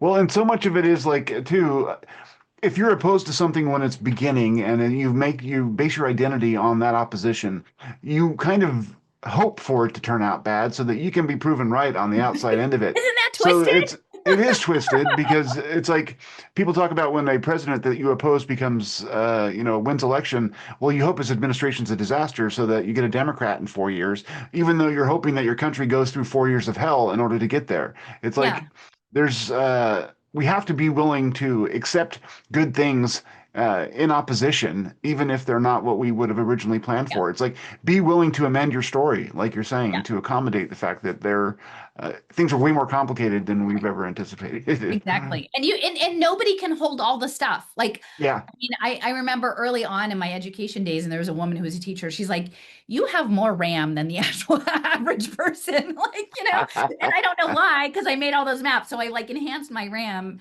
yeah, Um, most people don't. So it's just Yeah. like then how do you bridge? And Michael Zargam is one of these people in the cyber-physical socio-technical system space. And all the people I wanted to make into the bad people, like, oh, I don't like that. I don't like what they're doing. And I will fully admit there were many people early on when I was trying to talk about blockchain and derivatives. And again, it would never be entertained. Like, at least I'm saying both things are possible. Like, I can Yeah. see both things. I'm trying to Yeah. lean into the one that I think is preferred. For the most part, no one would revise their model to entertain World Bank securities on toddlers, right? So that was a bummer because I could never have the conversation because there was no, but a lot of those people would just be like, well, Allison, it's just a tool, it's how you use it. And I would be like, no, no, no, you have to pay attention to this piece.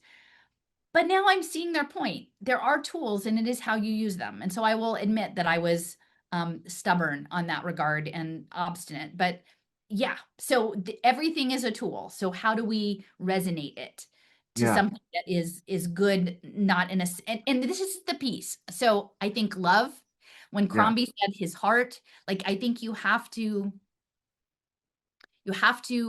be coherent. And Mm. that's where I really appreciate Julia Mossbridge's work is in the Yeah. unconditional love and getting to Yeah. that Yeah. place of Yeah. Yeah. coherence.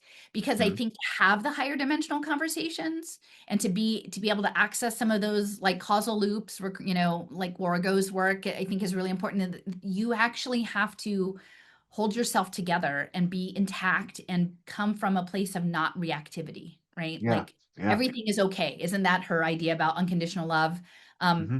love can be there and nothing has to change, Yeah. right? It's unconditional, including the device, right? Like that was one of those things. Like I even wanted to be mad at Julie and Ben Gertzel initially because I was very shocked about Sophie the robot and the meditations. Like that honked me off because it felt so different than what I felt was appropriate. But now I can hold it differently. I can hold it Yeah. differently. I'm like, yeah, everything is okay and nothing has to change, including, and you can love yourself, other people, and the device upon which you are taking the survey Yeah. Yeah. to get to And the you don't what. have to feel dirty or that you're divorced from your humanity by engaging in these digital technologies, which is But an you could tell a different story. So it's not that exactly. you have to deny your past view, but you could reimagine it in a way that makes it okay. Yeah.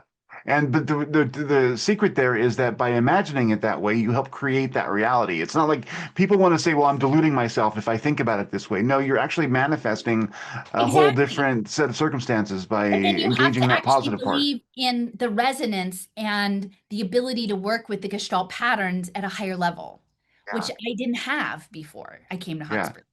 Yeah. So this was part of my next phase of my independent study was to be with people. Now they don't know blockchain stuff. I mean, I had a salon. The metaphysical welcome wagon of Hot Springs is the Star Portal, Star Ripperetti. She was a former nuclear medicine technician at the Santa Barbara Cancer Institute who like stepped away from all of that and went and created flower essences, right? And so it's like energy medicine, just a different titration, right? And Yeah. Yeah. so it's this place. And so I had 3 sessions and I talked about esoteric economics and knot theory and chord magic and flower sacred geometry. And we made a temenos, a sacred grove, and we made arts and crafts because people it was too hard to be in a class like and listen to me because it was too many hard things, but it Oh, could just flow over and we created an energetic space with our art that we took yeah. into the woods connected to Glazy Po Creek, which is Mhm. Paul's salt lick, so salt alchemy. And we did, we put our energy into the space. And Yeah. so they're not going to do a turnaround lecture about Bernard Lietaer and his work in tokenization of, interdimensional, patterns, but Yeah. we built something there and we held a frequency. And Yeah. so I'm not faking it. I do believe that now. I believe Yeah. that there's way more to not to deny our embodiment, but the way that our bodies actually resonate with our environments as these patterns, as symphonies into these higher spheres.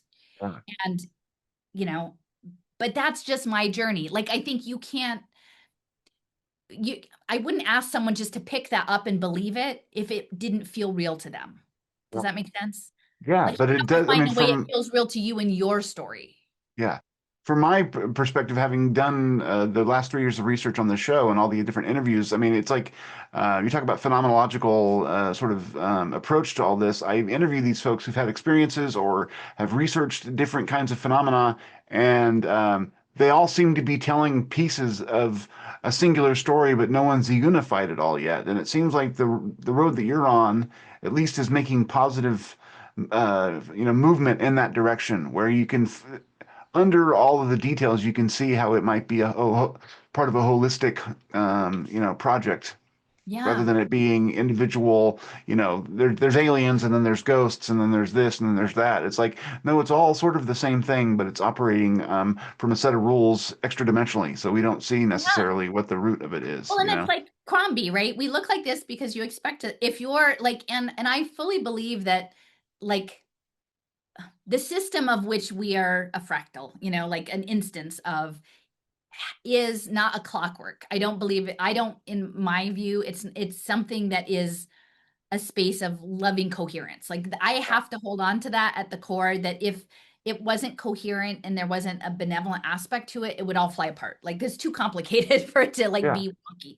And so somewhere in there is something of which we are a part that has our interests at heart, these lessons that we're if you're occupying in a space of divine source, eternity, that everything is just hunky-dory utopia, like it would get boring after a while, right? Like you would want to experience what is it like to be all the different things, right? And so there's all like we're rather than the version of you're being punished by being sent to earth to have to like be all sucky in this 3D body and go through all these painful experiences. Like Yeah. maybe one day you'll be done with all of that. I feel like it's sort of like there's groups of us who are like the elite uh force to go on a special mission to go do this part, to learn lessons and integrate it and then bring it back into the whole to share. Yeah. And so like Yeah. people who can do that, who can be embodied and slog through the 3D space-time thing and get meaning out of it,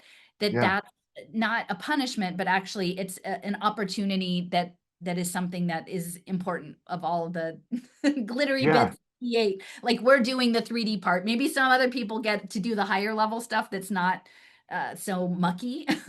But Yeah. it takes certain people to do the mucky part. So we're doing that. And there we should be proud of being able to do that. Yeah, absolutely. So let's get into what E8 is. I mean, Okay. sort of a definition that we can kind of grok a little bit All right. for that. Well, so I caveat this. Remember saying like I started off being the person who liked history and English and cried on the carpet like doing math. So Yeah. I don't want to misspeak on. I'm not coming at this from some like you look at these Substacks and all the things with higher level people operating on their perspectives of the theory of everything in physics and Yeah. I can't defend all of these things. So for me, I'm looking for pieces that resonate with the story I have. I admit that I'm self-selecting that way. Sure. Um, because of my background in the landscape and this experience that I will see it, right? Mhm. You look at symbols on a landscape. Okay, well, that actually could be math and topology. And so I Yeah. spent a lot of time looking at a channel. It's a professor emeritus at Penn State. His name is Donald Kuntz, Kunze. And his Okay. background was in architecture, Lacanian psychoanalysis, uh, typology, torus fields, and media theory. Like a very Wow. eclectic. I mean, if I'm kind of all over the place, like like watching Donald Kuntz's videos helps me understand what people must feel like to try to listen to me. Not, but I know it's important, right? Like I put in Yeah. the work because I'm like, you're onto something, right? And he talks about like Vico and the slicing torus fields and Alfred Hitchcock and film theory and architecture and John D. Towers. I mean, it's amazing. And so there was something important about projective geometry. And I always knew like projective geometry was important. I found the book Olive Witcher and George Adam Kaufman, who did work translating a lot of Steiner's works in England. They were working in projective geometry. Henri Corbin, who was a mentor or who's Peter Kingsley was inherited a lot of Henri Corbin's works about Persian Sufism and again sacred geometry and Islamic architecture and Keith Critchlow. And so I always knew like the geometry part is important, the frequency part. So I'm looking at his stuff. And then my friend Laura, she's like, we're the long-term fan team of Donald Kuntz, even though we don't quite understand all of it. She finds a channel, Richard Southwell, and he is providing like an introductory course to projective geometry. And I'm like, awesome. So thanks, Richard. And so we're, going through and I'm looking at projective geometry, and I have not yet encountered Andres Emilsson's work with the Qualia Research Institute about like mirror laser tag and computational psychology and stuff like that. But like that starts to fit in, right, with projections. And so I did a little bit of that. And then I saw, oh, category theory. And I thought, well, what's category theory? And then I realized, so category theory is Richard also did a whole series on that. Um, and it's a higher level abstraction of mathematical objects that you kind of put in uh, cells, like objects. Like, and you don't look at the particulars of what's in the cell. You just look at it as a unit, and then you have like arrows that one goes to the next, to the next. And so what the whole core of category theory is that it is a streamlined relationship map Okay. that shows flow and process. Hmm. And I was like, oh, wow. And then I feel like my relationship maps were somehow phenomenological versions of the mathematical version of category theory. And Yeah. so in that, it was also could be computational, like the arrows would be transformations, like addition, multiplication, different processes, which could be like blockchain smart contracts, right? You take this, and then there's an and or if then thing, and then this thing happens, right? There's these activations. And so Yeah. uh, like I saw that as relating to the hypergraphs, right? Like these different units, whether it be a digital learning badge or a soulbound token that you were at a conference, that we are represented as these directed acyclic graphs. Michael Zargham talks about that, these social graphs. Like we all have these graphs, which are kind of our twins, but they might not Mhm. be evil twins. Maybe they could be a higher self twin and in Yeah. a dimension. And so I started looking at the category theory, and then and I don't use separate AI things, but like I'll ask things to Google at this point. Like I just type in the search bar, like, could category theory be related to digital twinning? And they're like, kind of lay it out. It's like, it is this higher level abstraction. And so then I started spending some time. There was this whole chapter in The Confusion, Stevenson's The Confusion, on Leibniz and libraries. And he's talking about organizing, and this is real, like he really organized these libraries with indexes. How do you organize information? And would you put all of Aristotle's book in one place, or do you divide it by topic? And how do you Like find so it? when they were doing that, they were trying to get the theory of all knowledge or whatever. They were Yes, the working on. Yeah. pansophism, right. Yeah. Yeah. Okay. And Yeah. so trying to find the knowledge, and then these bookarats and these different bookcases, and you could assign them different mathematical things with prime numbers to be able to find the thing you needed. And he talked about books and being all bound. The collector of the library would rebind the books into his own personal binding. And the older books were darker than the newer books because they would age. And I'm like, oh, those books could be people. They could be human capital as represented as an instance of a hypergraph, right? And so, how would you put together a team of knowledge to access a frequency part of this hyperdimensional crystal, right? Like, how could you get to that place if it was a navigational constellation? Like, how would you constellate there? You would put Yeah. together a team of people who had different frequencies or different knowledge bases to access it. But like, a human library, and in that way the human capital bets are people holding a portfolio of human capital would be more like a librarian, right? Or and you can almost picture, like, as opposed to it being a punishment, like you're a dusty books waiting to be picked, right? Like me, and you've got a Yeah. graduate student in there. I keep saying, like, when I was still at Penn, they still had OpenStax libraries. It was one of the last, like, big research libraries that you could just walk into the stacks and pull stuff, and it was often the thing like 5 books down from the thing you were looking for, which is the thing you really wanted, right? And so discovery, but then you take a pile to a carrel, right? And like spend a semester with that pile of books. And so, but if you imagine that pile of books is like pattern frequencies in relation to a hyperdimensional system of manifestation or ingression, like that's kind of how it fits together for me. And so Leibniz is kind of laying all this stuff out about the libraries, but I'm hearing it as like, and they're like, but each one needs a unique identifier, right? Because across space time, you need to know like where you went and when you came back. And the thing about blockchain that people rarely talk about is that before whatever the Satoshi conversation that made everything about money, the first distributed ledger system was done by Scott Stornetta and Stuart Haber at Bell Labs in Belcor in Morristown, New Jersey, and it was a time stamping document. It was a time stamping document. Mm. Now they would say, "Oh, we're trying to eliminate the double spend, blah blah blah blah blah blah blah," but it was like time stamping. Now, Scott Stornetta is a member of the Church of Jesus Christ of Latter-day Saints. In 2022, I went to a conference on blockchain, all blockchain. It was a one-day conference, but from like 8 in the morning to 5 at night, that was all about the uses of blockchain. And Stornetta presented, and he's like, "I'm so excited to be able to be here and present in the context of my faith and this technology," but he talked about witnessing. And I have this clip by Tony Smith, who worked with Ben Goertzel in the 90s on this string theory and the eight-dimensional lattice and these Julia spaces and linking it to Indra's net. And he's like, yeah, this blockchain is just a mirror of what's pre-existing in nature, this fractal nature of information. When you get down to this level, every particle can see every other particle, which is essentially what Scott Stornetta said at that conference, like writing out the distributed ledger on a napkin in a North Jersey Friendly's restaurant, you know? And so like all of this stuff, and like I have close friends who are a part of the church or who have, well, they have complicated relationships to the church, but they have a lot of connections to Joseph Smith as having these visions, interdimensional visions, and all this Yeah. stuff. So like the overlap of University of Utah with creating the ARPANET, the first digital objects in the internet, the collectivism of the Mormon Church, the NSA, the data centers.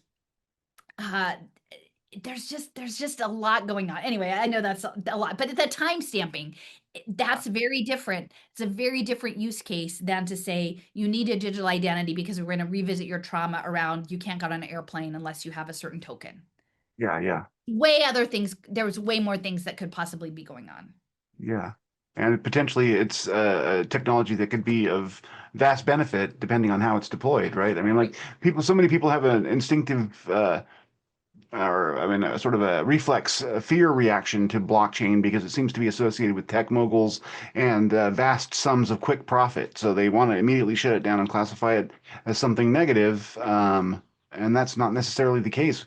What you're saying is that it may be the sort of nascent way that we learn how to manipulate higher dimensional reality. I mean, is Exactly. that, So yeah, that's where I'm at. And I would just say it took me like most of my time because I was very anti and I'm not like pro. I'm just saying I'm holding another story, right? Because yeah, it, on the other side, there's no other option than just to be angry the rest of your life. And I don't want to be that person, right? So I'm yeah, inventing another story where it could be, but I'm inventing stuff with backup. Like, I have a reason to hold this story as a yeah, counter. But I would say just to give people credit because I've reflected on it myself.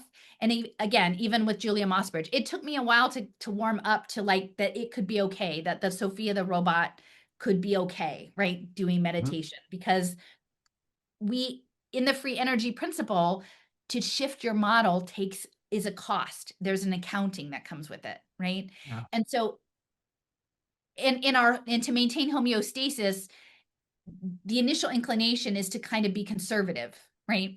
And so when people are presenting new things in the world, and right now we're being faced by it's not just something new a few times a year, it's like multiple times a day there's some new thing that you have to like sort through and figure out how you feel about it, right? And yeah, so you get overrun, and then the initial inclination is just to throw up a wall and say no. Like I'm okay. Like maybe if you were in a situation that your life was really bad and something might offer a possibility to make it better, you would be more open.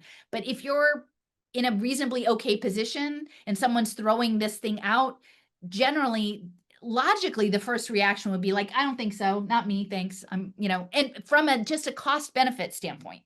yeah, And so then you have to decide, for me, knowing how this works, is like, okay, can you re-engage?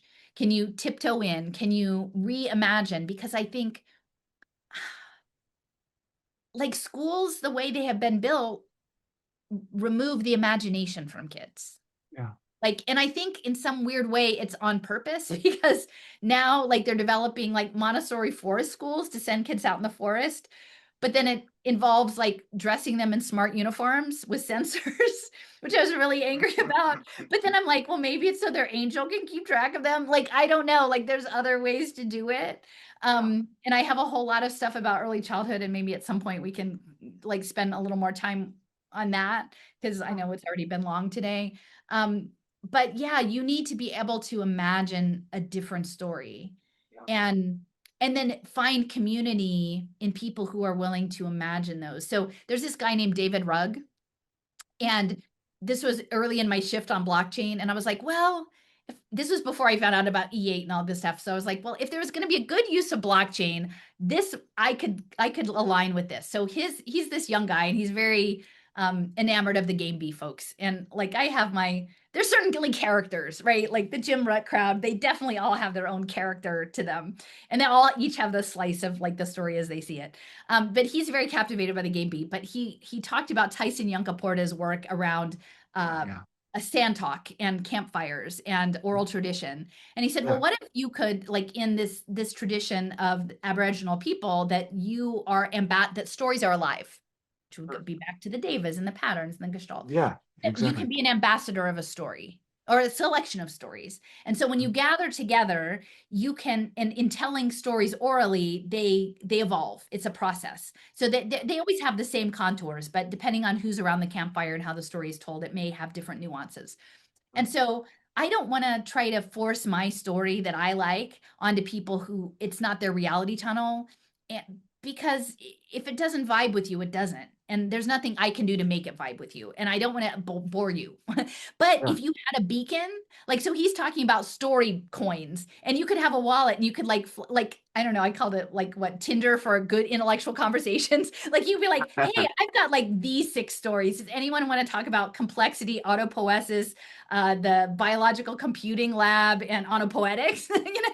Like, and then you could be like, well, I really like onopoetics and the second order cybernetics. Like, hey, like, what do you got? And like, you you cross pollinate, right? Because there's stuff you Yeah, know that they have, but you're not trying to force yourself on someone who doesn't want to hear the story because exactly. you have a Yeah. different model. So I'm like, yeah, Mhm. actually, like, I don't know, like David Rugg, like get your story blockchain beacon, like your story beacon together, because then we can build stuff with people who want to build the stuff we want to build. And we don't Yeah. have to bother with people who aren't in it. We don't have to make them wrong. It's just, hey, you're not that into that. That's fine. Yeah. Go do Well, the and thing. it's interesting because it's like it takes it changes the focus from discovering the truth of a situation to co-creating a new truth about reality. You know what I mean? Yeah. Like it's like because you are engaged in its creation by getting involved with it and sort of engaging in that pattern, if I'm Yeah. understanding what you're saying correctly. And I think So, that, yeah, go go ahead. ahead. I No, was I just going to and say I that it's all a part of giving birth all the time, and reality changes as we It's the engage with foam. it. Yeah, Yeah, it's the yeah, quantum foam, right? yeah. But if again in my world model, coherence and unconditional love are part of it, like Hmm. of having this higher dimensional conversation, then um like if you were going to go off and do some really evil thing, I think the resonance wouldn't be there to resonate like with Sure. those parts, right? And I'm not saying Yeah. it's all unilaterally good. Like so, you could ingress something that is like awesome in your story, and someone else is like, well, I think that story stinks, whatever. Like Yeah. I didn't know there would be like, what is it from Time Bandits, like the pot roast? Like it's evil, it's pure evil. Like I don't think the pure evil would come in, but like there might be something that's like not to your taste in your story, but it would match your story. So I think weirdly, in some way, the polarization of everything right now is like all of these infinite holons, right? Like Mhm. you've got your stories that you're holding, your world models, and in some way the crisp edge of your model depends on it being opposite somebody else's model. Right? So there's not, if we were playing a symphony, if there's like a higher source that's like playing a nuanced symphony of all the options, Mhm. you need to know where the notes are when you want to hit like more cowbell. Like you Yeah. need to know where the cowbell is. And it needs to go like ding, like not a. And so Yeah. people like me are in the gray, like not like Mhm. I'm dancing around, like I'm the little fairy, like skating around the edges of all of this stuff. So I think that, like, not to say there's not a point to that, because I think they're in a resilient system, like these extra wild cards are useful to have around, but we're not going to play the reliable note. Yeah. And so, in some way, the polarization, even as it's so painful to experience, there may be a logic to it, weirdly. Like it would Yeah. be nice that we could be ourselves without having to not be someone else, but Yeah. somehow the othering seems to be baked into it for now. Yeah. Maybe one day it won't be, and we can just be us and not have to not be them, Yeah. if that makes sense. Yeah. But No, for this sure. this thing that's working its way through is that. So I think if we're co-creating in this participatory universe, John Wheeler, you know, that it would a coherent vision may have a better chance of coming in. Yeah. I Which love in it. that way, like the stuff that I used to be afraid about Ben Goertzel and all his stuff, like maybe his Sophia the Robot really is about making it better. Like I have questions about Charles Hoskinson. Like they have a close connection with SingularityNet, and Haskell, the language Cardano uses, is like very overlaps a lot with category theory. And they've put like all the people of Ethiopia on blockchain. And like I wish somebody would just like let me in the club and be like, pat me on the hand. It's okay, Allison. We're not going to tell you all of it, but it's like you're on the right track. It's okay. I have not gotten that feedback yet. But like there's this thing with Hoskinson saying, like, we're gonna watch the babies and decide who's worthy of having a job in Ethiopia and all this stuff. We're in alignment with the government. But I think like it could be that Charles was just acting a creepy character version of himself so that Yeah. the other part would come out. Yeah. Well, If we that can makes hope, right? I mean, that's there's a lot of hope for sophistication and some shallow, malignant actors that maybe is like the maybe case. But somebody's like, oh, like I can totally play Peter Thiel. Like I want yeah, to be yeah, like I'm like I told a friend recently, I'm like, use your imagination. Can you tell a story where Peter Thiel is actually the guardian angel? yeah. Right? Or like with Donald Trump. I mean, I loathe the man. No, no offense to people who support him, but like there is He's an argument to awesome be at his made that role. archetypally he is doing exactly what he's supposed to be doing, which Yeah. is, whatever the system requires, the destruction of A, B, or C or whatever. Something is happening there that's very deep and archetypal, and it's being Trump, the manifested through Trump Trump. card, the tarot, Yeah, the exactly major right. arcana. Even the He's the name. fool. Yeah. Yeah, exactly. Yeah. And And again, that was one of the out most of like Wharton. poignant moments where I was like, there is something deep and symbolic happening because of everything that's happened around him has always had a taste of like, um, you know, uh, I don't know, deeper meaning. Like he's an embodiment of all of the things that I've always loathed about capitalism. Anyway, it's just there's something But deeper he helps going you on be there. you because you're not him. Exactly. Right? Exactly right. Yeah. So my borders are hardened because of what are my edges. Well, and I the love. thing is, Trump came out of Wharton, which is the University of Pennsylvania, right? And then Mhm. Musk came out of the Penn Engineering School. So me Mhm. being kicked out of my old life in Philadelphia, like there are these deep archetypal patterns. But Musk, if you like Andres Emilson's his work, which I find super fascinating. Again, like I'm not like I have some questions about impact finance and psychedelics and interdimensional like team building and stuff like that. But his ideas around like qualia and laser tag and things he talks about fragrance, right? And fragrance seems to go back to like Krishna being the fragrant one and Kingsley when he was visited by Parmenides, like he got the fragrance. And there's a lot of things about olfaction and in fact, there like I have a clip from Emerson where he's talking about musk as being a conjoiner of otherwise dissonant Interesting. smells, right? Yeah. In the Mormon church, they're deeply involved in the aromatherapy in both doTERRA and Young Living, I guess, like the main multi-level marketing, like aromatherapy spaces. Yeah. So like getting into the E8 via olfaction, it's Yeah. interesting to think about just yeah, how these things all present. Um Yeah. And how they all it's tie together. all over. I mean it could. In my story it could. I don't, Exactly. I mean, there's the you know. possibilities are there, and that's what makes it so. Even when I first got into these subjects, it was like suddenly being allowed to wonder and to kind of make Yes. connections that make a subliminal sense, but not a material sense. Yeah. It's deeply satisfying. Yeah. And we haven't allowed ourselves to do that for generations. So that's Well, part and of I the will just say, joy. like on the E8, so I'm not an expert, but Hmm. there is Quantum Gravity Research Institute has been doing research in that area for like a decade or so. They're based in California, LA. There's Hmm. a lot in LA, right? Like there's the versus AI stuff and there's Disney and architect, like there's just a lot, the theosophy, like that whole area, like LA, Santa Barbara, Ojai, Montecito, like there's a lot going on there. And so Yeah, their Krishnamurti is from idea EI, right? Yeah, I mean, is that like the E8 is a crystal lattice. And like, forgive me if I get some of this stuff wrong because I'm not the math physics person, but um, and it's like the most beautiful object in math, like the symmetries and everything. And it's like you could model every kind of particle. And what I love about it is when I was looking initially into Hugh Everett III's work on the multiverse, hmm, and they were like, well, it's kind of impossible because all those trees, like it's very unwieldy and like how would it even happen?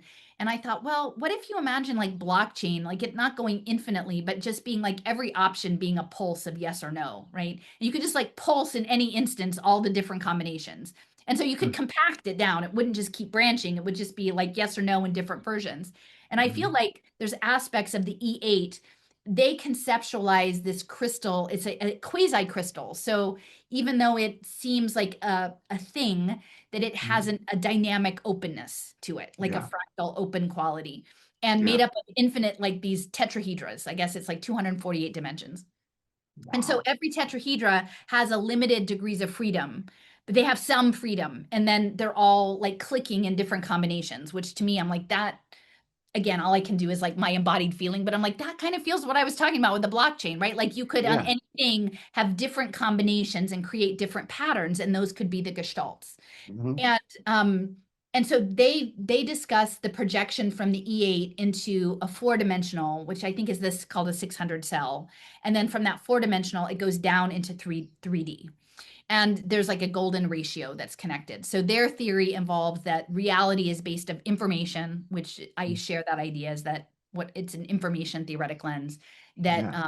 consciousness is central, that it's the E8 and the golden mean, and there's causal loops, which again, I feel that's interesting around Eric Wargo's work with Yeah. precognition and stuff. And Yeah.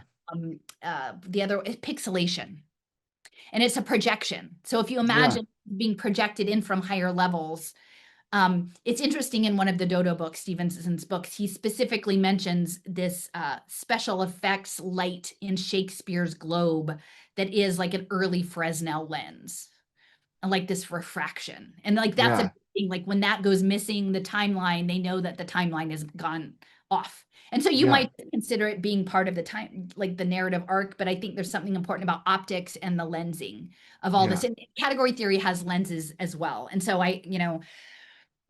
to me, this feels right. And so if you're trying to navigate a combination of patterns, there's Hmm. an aspect, someone, his name is Sean Diamond, I think, and he's an independent researcher, but he's working with AI systems and cymatics, like, and this guy, Gabriel Kellerman, who I think is a Romanian art history and professor and artist, but looking at cymatics in 3D. So like Hmm. bubbles instead of like the powder on the plate, like Yeah. bubble forms. And that like the ether, like what if the projection is a frequency as opposed to just like a light and optical, that it's a form, Yeah. vibrational physics, like a connection Hmm. of vibrational physics. And Emily Moyer Yeah. talks a lot about like sacred geometry, frequency, embodiment, and that sort of thing. And so that feels right. And so if you imagine that getting access into these higher dimension pattern combinations would be through frequency, Hmm. having understanding your biometrics, which then the whole wellness push, the pivot from a one-off frame of like one size fits all to wellness, right? Because Hmm. wellness monitoring means real time quantified self all the time. Yeah. So, Esther Dyson had her ways to wellness programs where she wants everybody to wear a continuous blood glucose monitor, even if like you have no pre-diabetes. Like she's like the skinny mini. She's like, look, I wear one.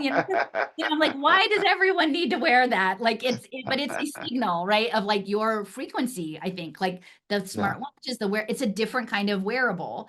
Like your Yeah. wearable is attuned to your frequency, like your energy field. And if you look up the Emerald Gate Foundation, that just came online like 2 or 3 years ago.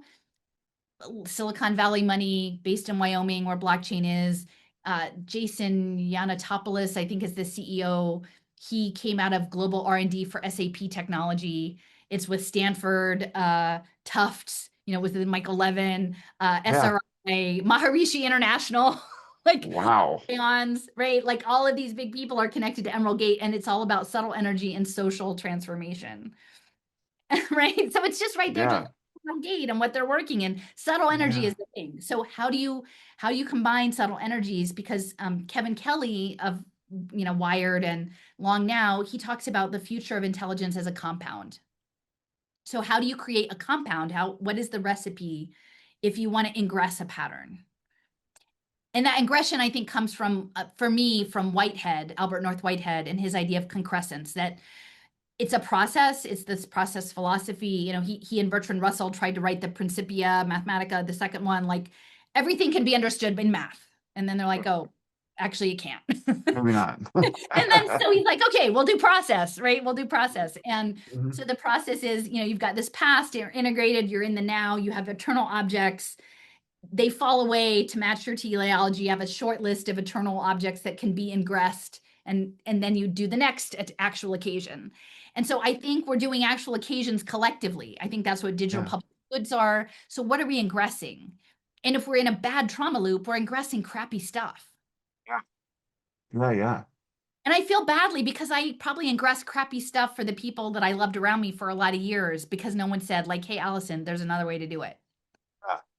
Well, I Not because I mean, was trying to be a jerk. I just thought I was yeah, of being a good person. Being a good person means being course. angry about these injustices.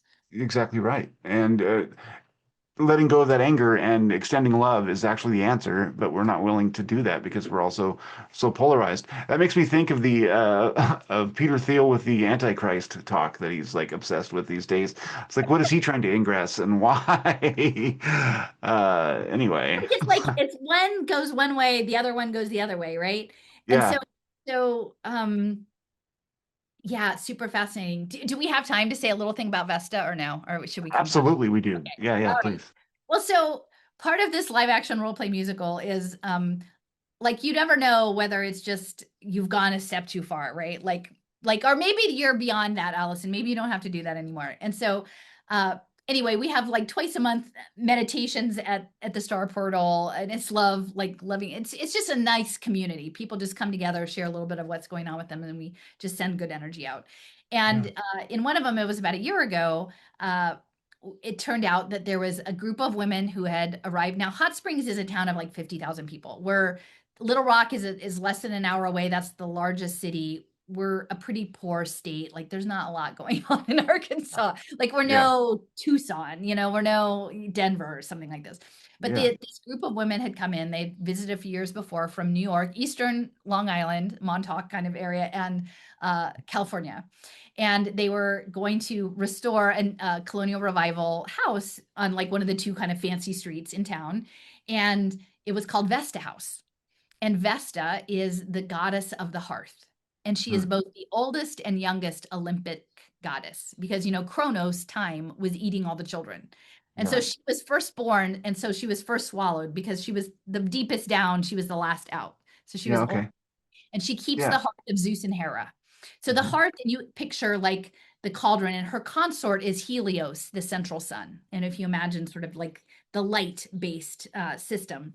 Yeah. And so these folks, I was curious, like, who are these Vesta people? Like, this is really interesting because I live a quarter mile off of Albert Pike Road.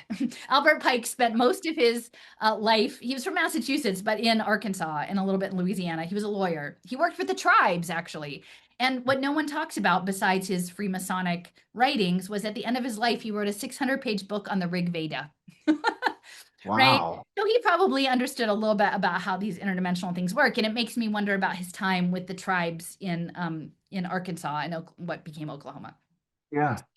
So out Albert Pike is Mount Ida, and Mount Ida is a center of crystals. And we're on the Washita Range, and so we're part of this ancient sea came in silica and these veins and turned into quartz crystals. And until they made synthetics, we were really important for oscillators for crystal radios in World War II. Really Yeah. important Yeah. Yeah. deposits for all of that. Mount Ida, I was like, is that in the Bible? What is Mount Ida? It is actually where Zeus was raised. When Rhea got wise to Kronos, she fed him a rock, and then they took Zeus away to be raised on Mount Ida.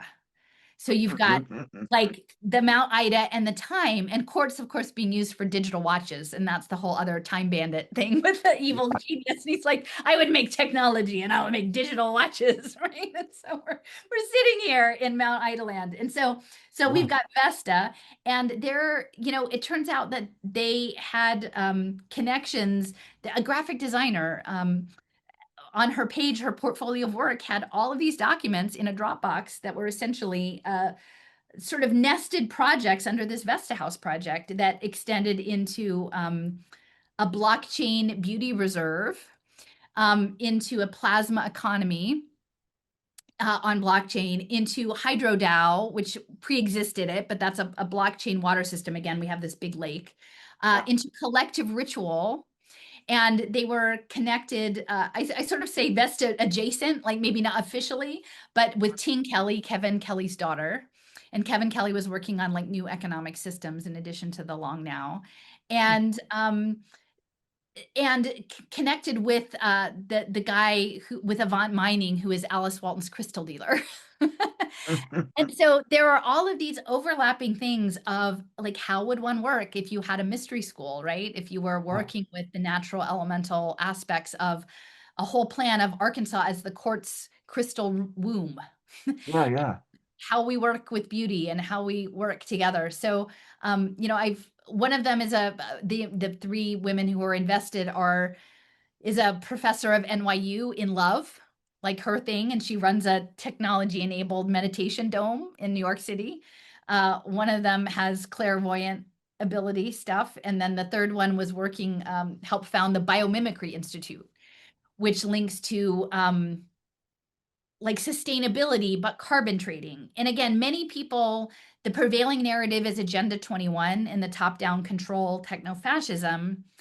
But the thing is, I feel very strongly that this group, I don't think they are aware of it, but in the gestalt that they're carrying the mantle of the Lindisfarne Association, which was William Irwin Thompson, who had spent time at Findhorn and come back. He had been a professor at MIT, was supported by Lawrence Rockefeller, who was the woo-woo Rockefeller, right? Yeah. Yeah. Yeah. And set up out on Eastern Long Island. The Lindisfarne was the precursor to Burning Man in the 70s. They had all of these fellows working on sacred geometry, ultrasonics, like both science and metaphysical works, into John of the Divine, over to Crestone, where they were connected with Maurice Strong, which again, central to the UN SDG program, and Lawrence Rockefeller, but they set up Meadow Creek as essentially this meta-industrial village, which would be a small arts and crafts, artisanal, but internet connected. And this was in 81.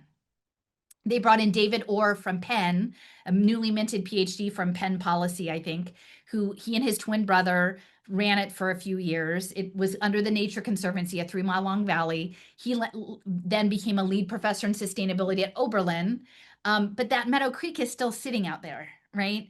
And to me, J.G. Bennett, who was a student of Gurdjieff, who was had an NDE, signals intelligence, very mystical person, developed his own version of the Gurdjieff like embodied System. workings, and was working with Subud and things, built this place at Coombe Springs in the UK. And at the end of his life, he says, we need psychokinetic communities.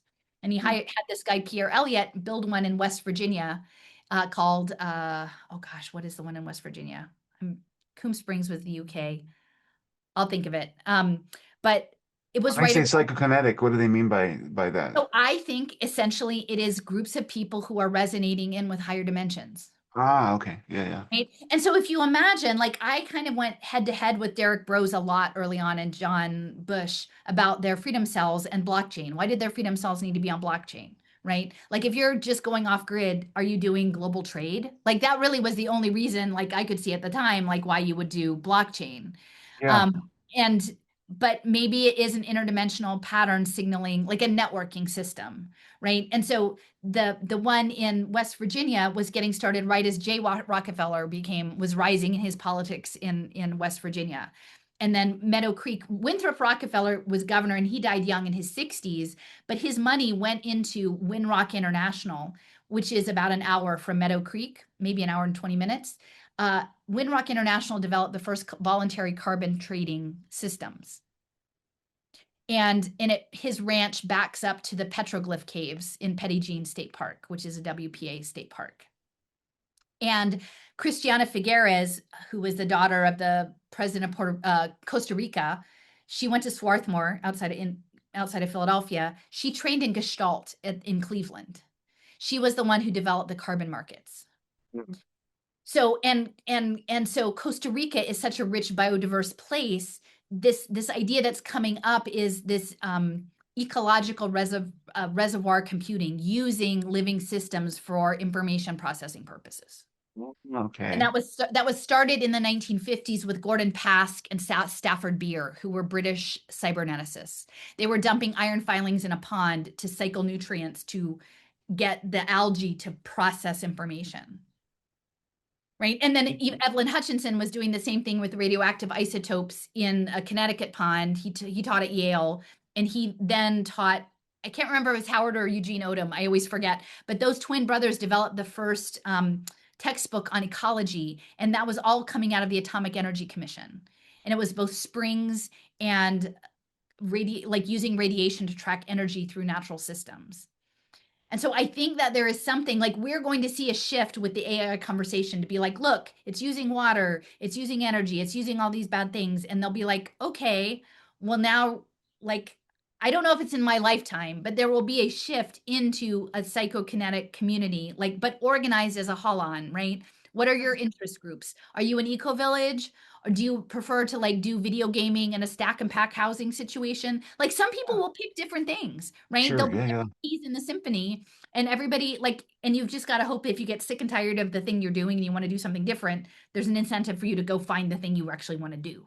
Yeah. But Yeah. in that realm, like the UBI, I think that the Giving Pledge from Buffett and Gates is a backstop to UBI, and it actually could be a global second order cybernetic emergent systems that is interdimensional.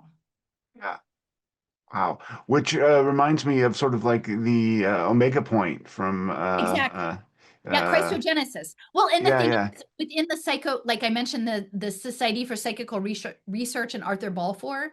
So Uh-huh. Vladimir Vernadsky was the pair working with, like around the same time, Teilhard Desjardins was working on the Omega Point and Christogenesis, and Vladimir Vernadsky was using similar outlook to develop the idea of the biosphere. And he was a Yeah. biogeochemist. He was working in the lab in Paris of Pierre and Marie Curie, right? So that's Pierre Curie and his brother discovered, quote unquote, piezoelectricity in quartz crystal. So we've got Hmm. quartz, they're working in radiation, but Pierre and Marie were also members of the Society for Psychical Research. And so if you imagine that Vernadsky was working early in his career in that environment with people who are understanding interdimensional information access, he goes back. I mean, my understanding is like every mid-sized town in Ukraine and Russia like have a street named after him. Like he was a highly regarded scientist. Very little of his work was translated, and then only selectively in the West. All of the psychokinetic like research that was happening during the Cold War, like it has a different lens. It has a different possibility Which space. is so. I mean, I'm going to assert something here about what you're saying. Like, there are people who are connected with, these various occult things, whether it's theosophy or anthroposophy or any Mhm. of those different things. And they are involved in these systems that are sort of pushing in these directions. But it's not necessarily that they're doing so consciously. It's that maybe by being involved in some of this kind of research or, interest fields, they almost become an active tool of whatever the energetic system is trying to manifest. Is that fair to say from what you're I mean, because or are all these people consciously trying to do this? I No, guess I don't is think it's conscious. I yeah, initially when I started to do my research when I was very judgy, I was like, yeah, oh, I'm just and then I would spend a lot of emotional and intellectual energy trying to figure out like, are they controlled opposition? Do they know? How much do they know? Do they?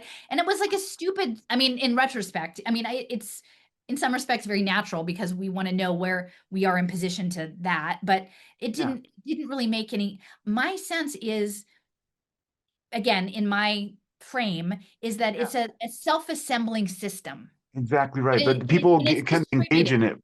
Yeah, And so it's distributed widely enough that, and if it is a higher gestalt, right? Like if we imagine that, again, from an astrological standpoint or an archetypal standpoint, like you come in with certain, you might say enabling constraints, right? Like, but to play a game, there need to be some rules to bump up against, right? Like there needs, if you could do anything, then kind of you tend to sit around It's and not do meaningless. anything because Yeah, it's, yeah, yeah, exactly. whatever. So there's some constraints, but then you have degrees of freedom within those constraints to figure out what, so there's like a framework that you come in with, and then there's a social environment that you occupy that reinforces certain systems, right?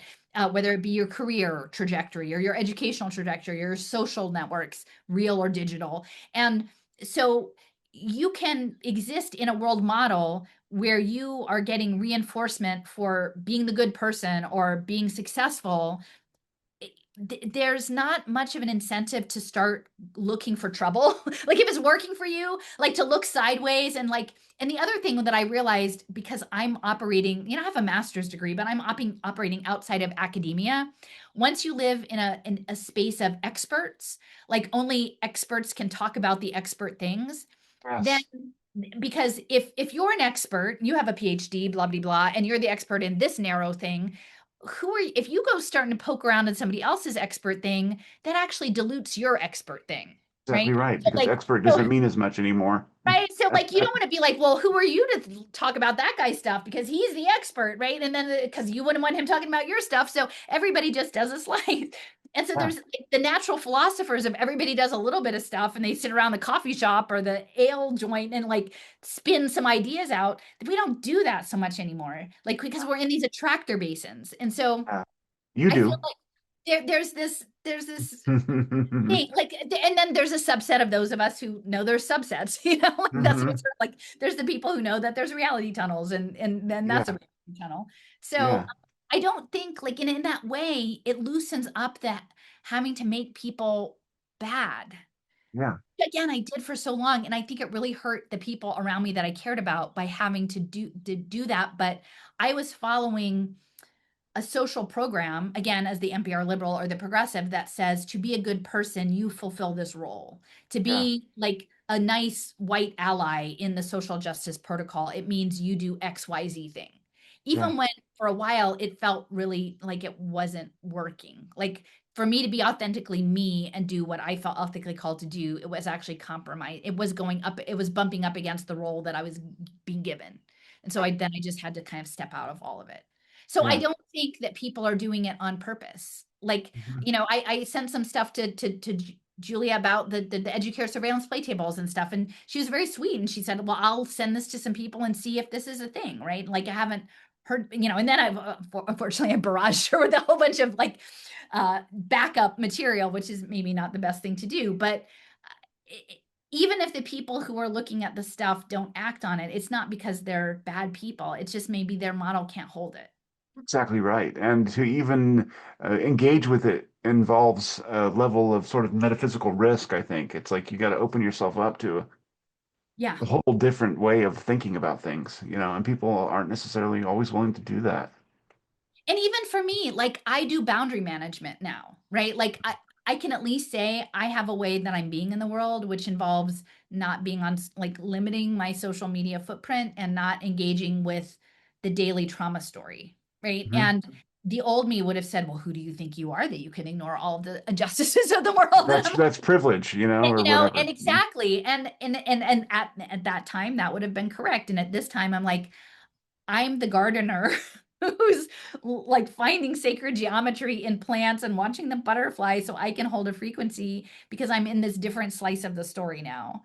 But it doesn't mean that I have to look down on the person I was or disregard the person I am. We can be all the things, you know, like we don't actually have to do so. Just know you're bound. Like, if what I can invite is the idea of a metacognitive awareness of your process. Like, that's what I love about the process philosophy part is that there isn't a beginning or an end. You're just always in process. Yeah. You don't arrive anywhere. I mean, Yeah. So if you want to manage your boundary, fine. Like I've had some people are like that, and I'm like, that's fine. Boundary management. I see I see that you're yeah, managing your boundary well. Like respect, yeah. And for That's why people who you are gave me to have this open-minded, I wallet, think, story wallet. yeah. But the fact that you maintain that kind of approach, I think, for people who are open-minded, that's more of a draw than anything because you're not trying to sell it, and that's Oh, so many people are trying to sell so much. because I don't know. But the thing is, like, there Yeah. may be people who have stuff on their pin board that I would love to know about, right? Like I can't tell you. I spent like a month after I found Richard's channel on category theory and just being like, and again, there's a beauty in the way different people's minds operate.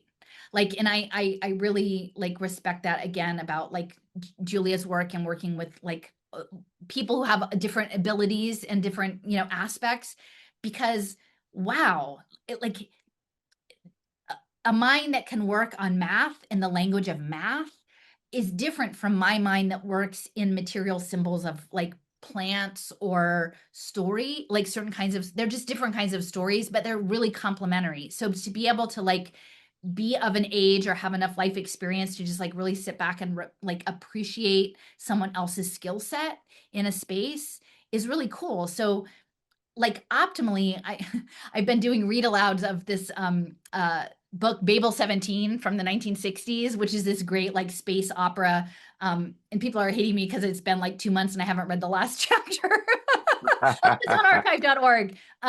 But essentially it's about like putting together a team for a mission and how it's done in the very non-traditional way this woman puts it together. And this is in the 1968. And the heroine or the main person, I don't even know if she would be a heroine, but is an spectrumy Chinese poet woman, female poet, Yeah. right? For 68, that's pretty like called like that's pretty powerful. Like that's the person Yeah. that you pick to run the mission, right? To pick the Yeah. team. And so like we need to be able to like be open to like the teaming opportunities or we don't need to. I don't mean to prescribe to anyone. Like that's like but what you could live in a story where you could be open to teaming, like with Yeah. unconventional teams. Yeah. And that's a path to reinvention, I think. Yeah. I think we're about out of time, but Yeah. that was fantastic. All right. We Yeah, we didn't do got all of the way questions. further I than think we I got a lot done. we got a lot, but I would love to have you back. So let's do that at some point too, if you don't Yeah. mind. Yeah, I mean the But Educare, we play smart surveillance play tables from Hatch Education, like that and scrying, like my journey to be like, wait a minute, they're spying on these kids to like, oh my gosh, child divination. yeah, that's something that we have to talk more about. No, right? But no, I love this. This systematizes so much of the things that I've been thinking about and gives a rational handle on some other aspect. It's just brilliantly done. Then it And gives everybody the thing that they like, right? It's like yeah, you like paranormal ectoplasm. Awesome. That's how it's going to be for you. And you really yeah, like flying objects or light orbs. Great. That's what you get. And yeah, everybody, you can get what you get and not have to make the other person like, you can wrong. just be like, oh, wow. It's like, Halloween candy. It's like, I'll trade you with this or that. Like you can Yeah, add exactly some new right. stuff to your collection if you like to.